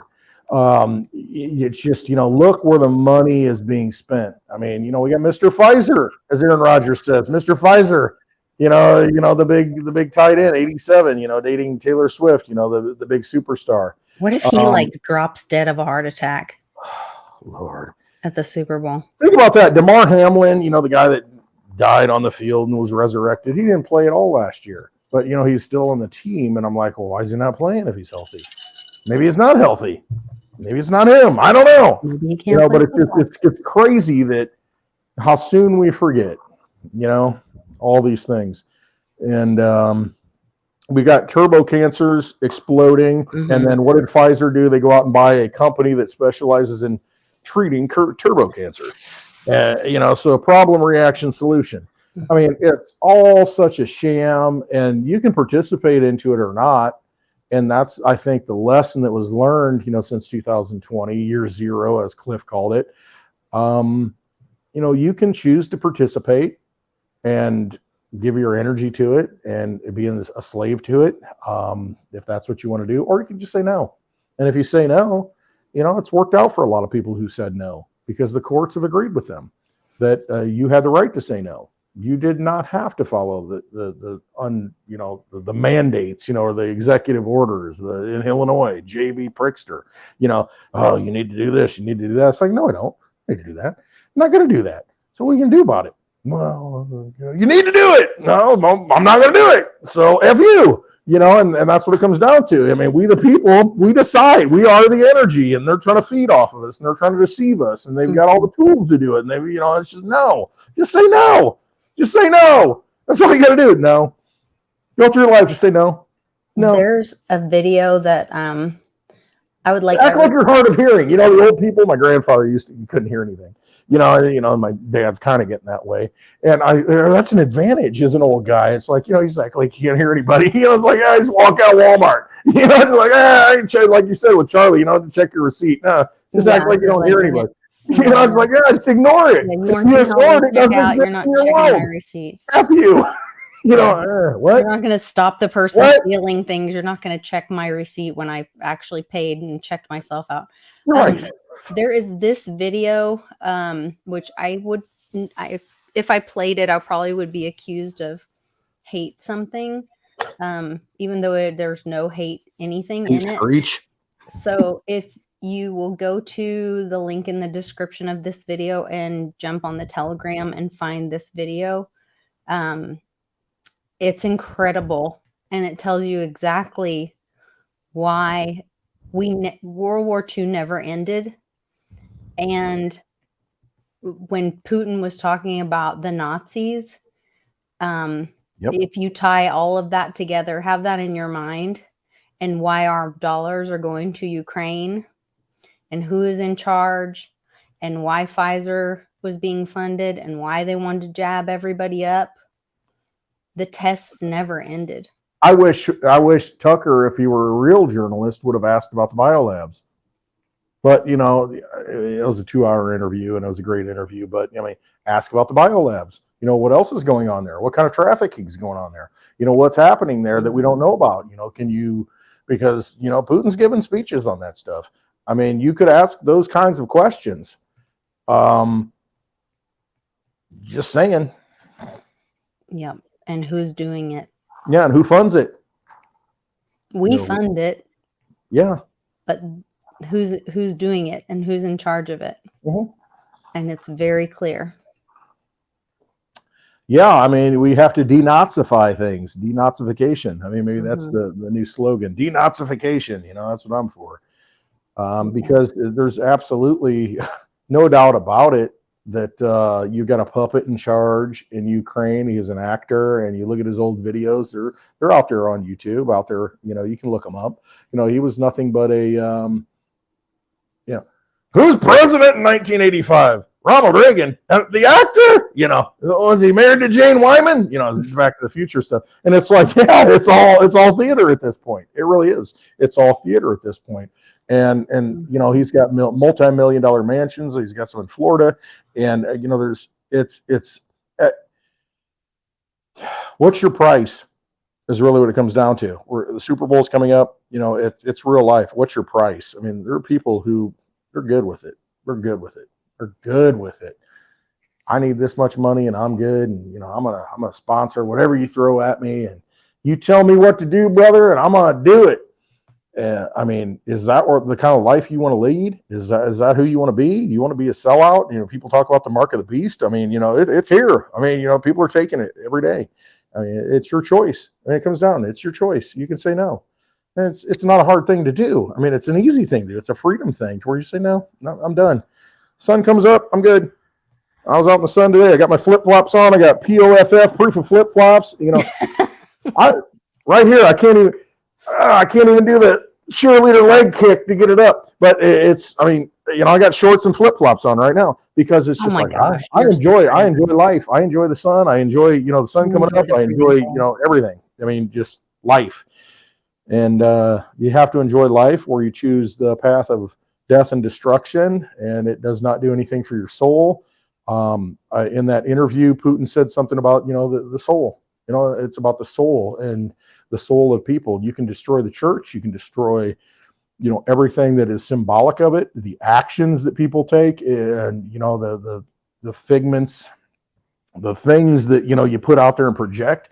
No, it comes down to the heart, it comes down to the soul. And that's, you got to know what your soul is and what it resonates with. Does it resonate with the people, or does it resonate with a different agenda, a vampire agenda? And that's your choice. I mean, you choose every day whether or not to take the mark. Yeah. Up to you. I found one picture of Taylor where her Adam's apple was showing really big, but I didn't know if somebody tweaked that. So then I went back and I just found this one. It says that the watch that she's wearing, covering up her Adam's apple, has the hands to the death. What does it say?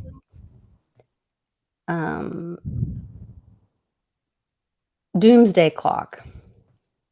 Oh yeah, like how many minutes to doomsday or whatever it is. Yeah.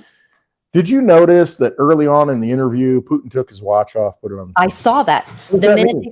he said, "Are we having a serious conversation?" So or we're is gonna have a this a serious show? conversation. Is it a serious show or a conversation? serious conversation? And he asked again. As you said at the beginning, this is a serious conversation. And he This took his isn't a watch show. off. Took his watch off, almost as if that, okay, time doesn't exist. Time doesn't matter. We're here. Mhm. And we're having the discussion, you and me, we're going to have a serious conversation. I don't care about the time. You got to respect the guy. I mean, there's something more there. He's a genuine person. He's a real leader. He's thoughtful. He's a historian. I think he cares about his people. Mhm. I mean, and Really, he should. he Like should. Sean said, He's the leader of the people. So, you got to look out for the people. yeah. Oh, Not a big Putin, guy. I shouldn't even have to explain myself. He cares more about his people than any president that I've not voted for in this country. Put it that way.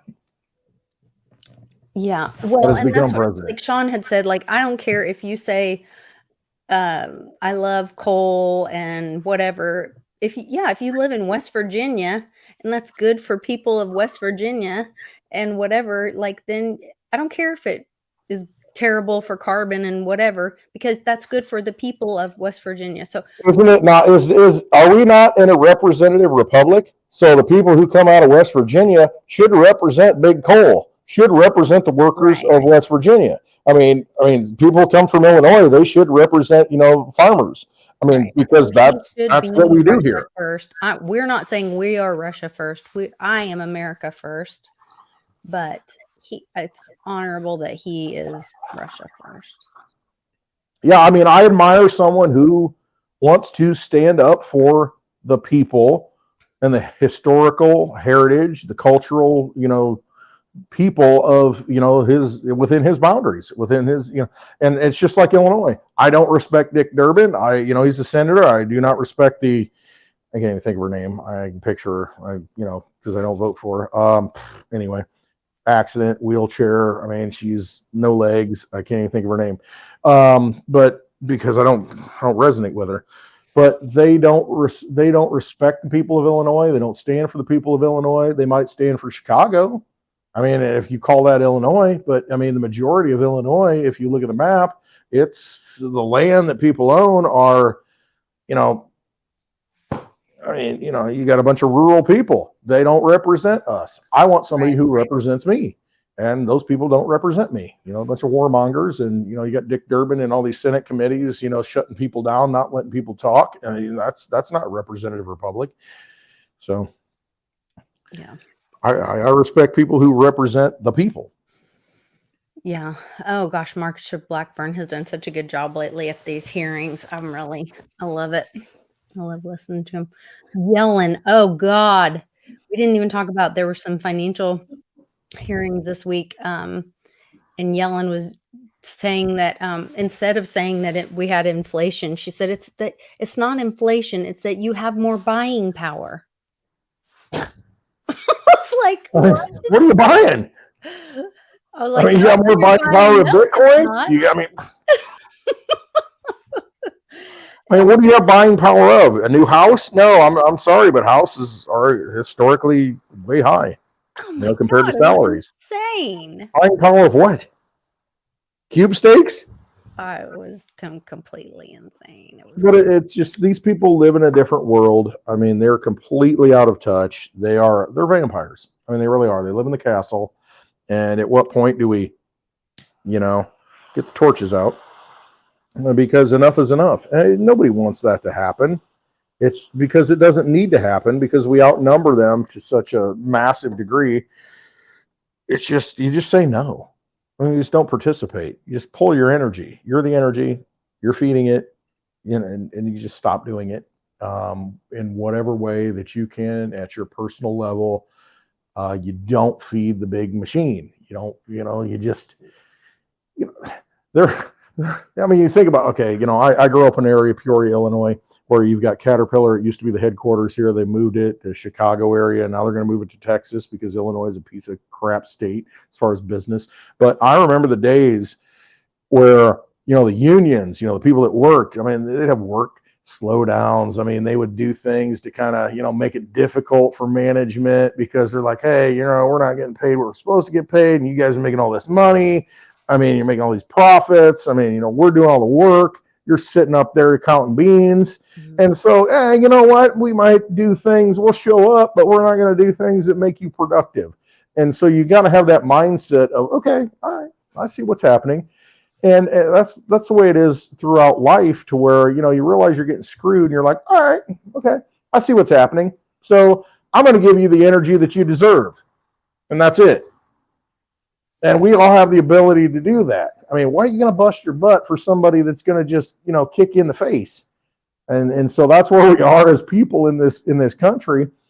I mean, why are we going to do things for you that don't benefit any of us? Again, we got a wide open border, yet buses, you know, how much money are these people getting paid to drive the buses up there and drop people off in Chicago? And then they get off and they get, you know, in New York, same thing. They get these debit cards full of money and they, you know, they sleep in the police station. The police can't do their job because they're stepping over people. And I mean, it's just like, what is going on here? So I don't know. Yeah. No, I'm with you. You know, if you take your energy and you put it in good things, you put it in things that are productive, that are useful. Again, like you said, Lisa, and I cut you off earlier, it's, you know, find heirloom seeds. You can still get them now. You couldn't get them with the supply chain crunch, you know, a couple of years ago. But now you can go out and get, there are certain websites where you can get the can of seeds, you know, in the vacuum sealed packs that'll last for 5 years, and you can get them for under $30. And I mean, that will sustain you for the rest of your life, because once you plant it, right. And you can do this with, you know, seeds from the store. You know, if you get organic food, take the seed out of the tomato and save it and put it in the ground and grow it and, you know, produce food. And so we have to become self-sufficient, because I mean, everything they're doing is to destroy us, to make, I mean, all these seeds they're planted out here, you know, here I am in Illinois, all these seeds in the fields, they're GMO seeds. They're buying them from all these big seed companies. They're not, you know, they're reproducible to where they can't harvest them off the corn ear. They can't harvest them off the beans and replant them next year. No, they got to go to the seed company. They're getting their handouts from the government. They're getting subsidized, and it's a bunch of big factory farms. We need to say, okay, enough is enough. I don't want any of that. I'm going to start producing my own food. I don't have much land, but you know what? I got a windowsill. I got this. I got that. I got a little bit of dirt. I mean, we've got to start producing those things so that, you know, when it bears fruit, take the seeds and do it again. And I mean, that's how we become independent, because ultimately that's the energy source that we need. We need to eat. So we've got to take control of our food supply and make sure it's clean, so that we're clean people and we have clean bodies and we're not asking our doctor what's right for us. I mean, you know, this is really the way to take back humanity. And I mean, we need to do those things. We really do. Yeah. And teach your kids how to fish. Teach your kids exactly. You know, don't give them the fish. Teach them how to fish. Right. You know, give them the tools to learn where energy comes from and how abundant it really is on this earth. because it really is. I mean, don't let anybody tell you that it's not a world of abundance, because it really is. They're trying to do everything they can do to make sure that it is not a world of abundance with all the pesticides and stuff they, throw in the air and into the soil. But you got to overcome that. And that's what we do as human beings. We cannot let the vampires win. We can't. Jeff says, can I grow a cow indoors? No. However, the kids at Pebbleton Post had an interview with a really interesting lady that talked about having incubators and being able to grow quail and survive on quail eggs and quail, like even in apartments and stuff. So there are options for meat, even in small areas. Anyway, kind of interesting. Any more thoughts? I know we're hoping to have a birthday spaces later. Yeah, we'll have a birthday spaces. Well, heck, it is later now. Just jump right into it. Yeah. I'm just looking at the chat real quick. Thanks for hanging out, everybody. I really appreciate it. Lisa appreciates it. It's yes, I'm grateful we need to get the information out, and really it comes down to inspiring other people, inspiring each other to, because you already know what the truth is. You already know you're getting screwed. You already know that they're trying to give you a false reality. You know what your reality is, and you know the truth. You already have it inside. You're born with it. It's in your DNA. Just express that DNA. Put it out there into the universe, because if you do that's what kills them. That's the light that you put out there that extinguishes vampires. And the vampire analogy that I always use is exactly that. They don't exist in the light. They don't exist if they can't take your energy. That's what destroys them, not being able to feed and then shining light on them that destroys them, the light of truth. And so that's all you need to do. That's how powerful you are. It's just that simple. One light match in the darkness, lights up a lot of darkness, even though it's pitch black. And then you get another match, and pretty soon, everything's lit up and you can see what's going on. And they can't hide anymore. So don't let them deceive you. Follow your path. Know who you are. You're born. You're here for a reason. You were born for this time. Don't live a life of regret on your deathbed and say, I should have done something. I had the ability to do something and I didn't do it. Don't be that person. Don't be that person that didn't buy Litecoin at $70 when it could have changed your life because it's an economic tool on the battlefield that you didn't pick up. Do the right things. Silver, $22, $23. Pick that stuff up. What's the worst that can happen? You got it. You got the weapon. You never had to use it. So better to have it and not need it. And better to just be out of the system. I think about when we're on the road and doing our classes, which we will do again. But in that one example, when I sent you that example of the 5 silver quarters, that was minimum wage in 64, 65? 64, the last year of the 90% silver quarters. Yeah, that was minimum wage. And so it's not that minimum wage is broken, it's that the money's broken. The money has devalued. You should be getting $20 an hour minimum wage, because that's what silver, if those 5 quarters are worth now, $20. If we had stayed on if we stayed in silver for those quarters, they would be worth $20. Yep. Right. And if you'd held those quarters, you would have preserved your wealth. That's right. So, put your energy into something that's going to hold value. Again, don't put it in the leaky battery of the dollar that they devalue, that it leaks. Put it in something that's going to hold value over time. And silver's way undervalued, and it's still, look at what it did. Look at what it did, from 1964 to now. What's that? 40, 60 years now? Holy cow. Just crazy. It preserved your wealth. It preserved your energy, and that's what we need to do, preserve our energy, because, they're just trying to rob us of our energy. So find things that are going to be vessels across time, like a time capsule, to hold that energy throughout time. There are things that can do that, and obviously silver is one of them, gold is one of them, and I think cryptocurrency in the new digital age is one of those things too. So put have a basket of those things. you know, all the things that you're going to need. You know, obviously have food, you know, and have those things. But, you know, if you want a form of money that's going to hold value over time, those are things that can do it, I think. Useful things and Yes. friendships, community, people you can lean on and Priceless. learn from. Joanna's put in Priceless. some, I know some of the other people are putting like tips in the chat. So Josh Lake was saying eggs for life with the quail, and he said indoor rabbits too. And Joanna was talking about a way to heat your home in a small, Yep. with a small way or small resources. So Take some old cans and get yourself a rocket fuel heater and make it yourself. Go out on YouTube and find those things. I mean, go back to those things. I mean, and that, buy books that have these kind of $1. survival things. Yeah, for $1 at estate sales or if in thrift stores, things like that have cooking, canning, those kind of resources in it, so that if God forbid the interwebs goes down, you can have those things, you know, how to make bread from scratch, those kind of things.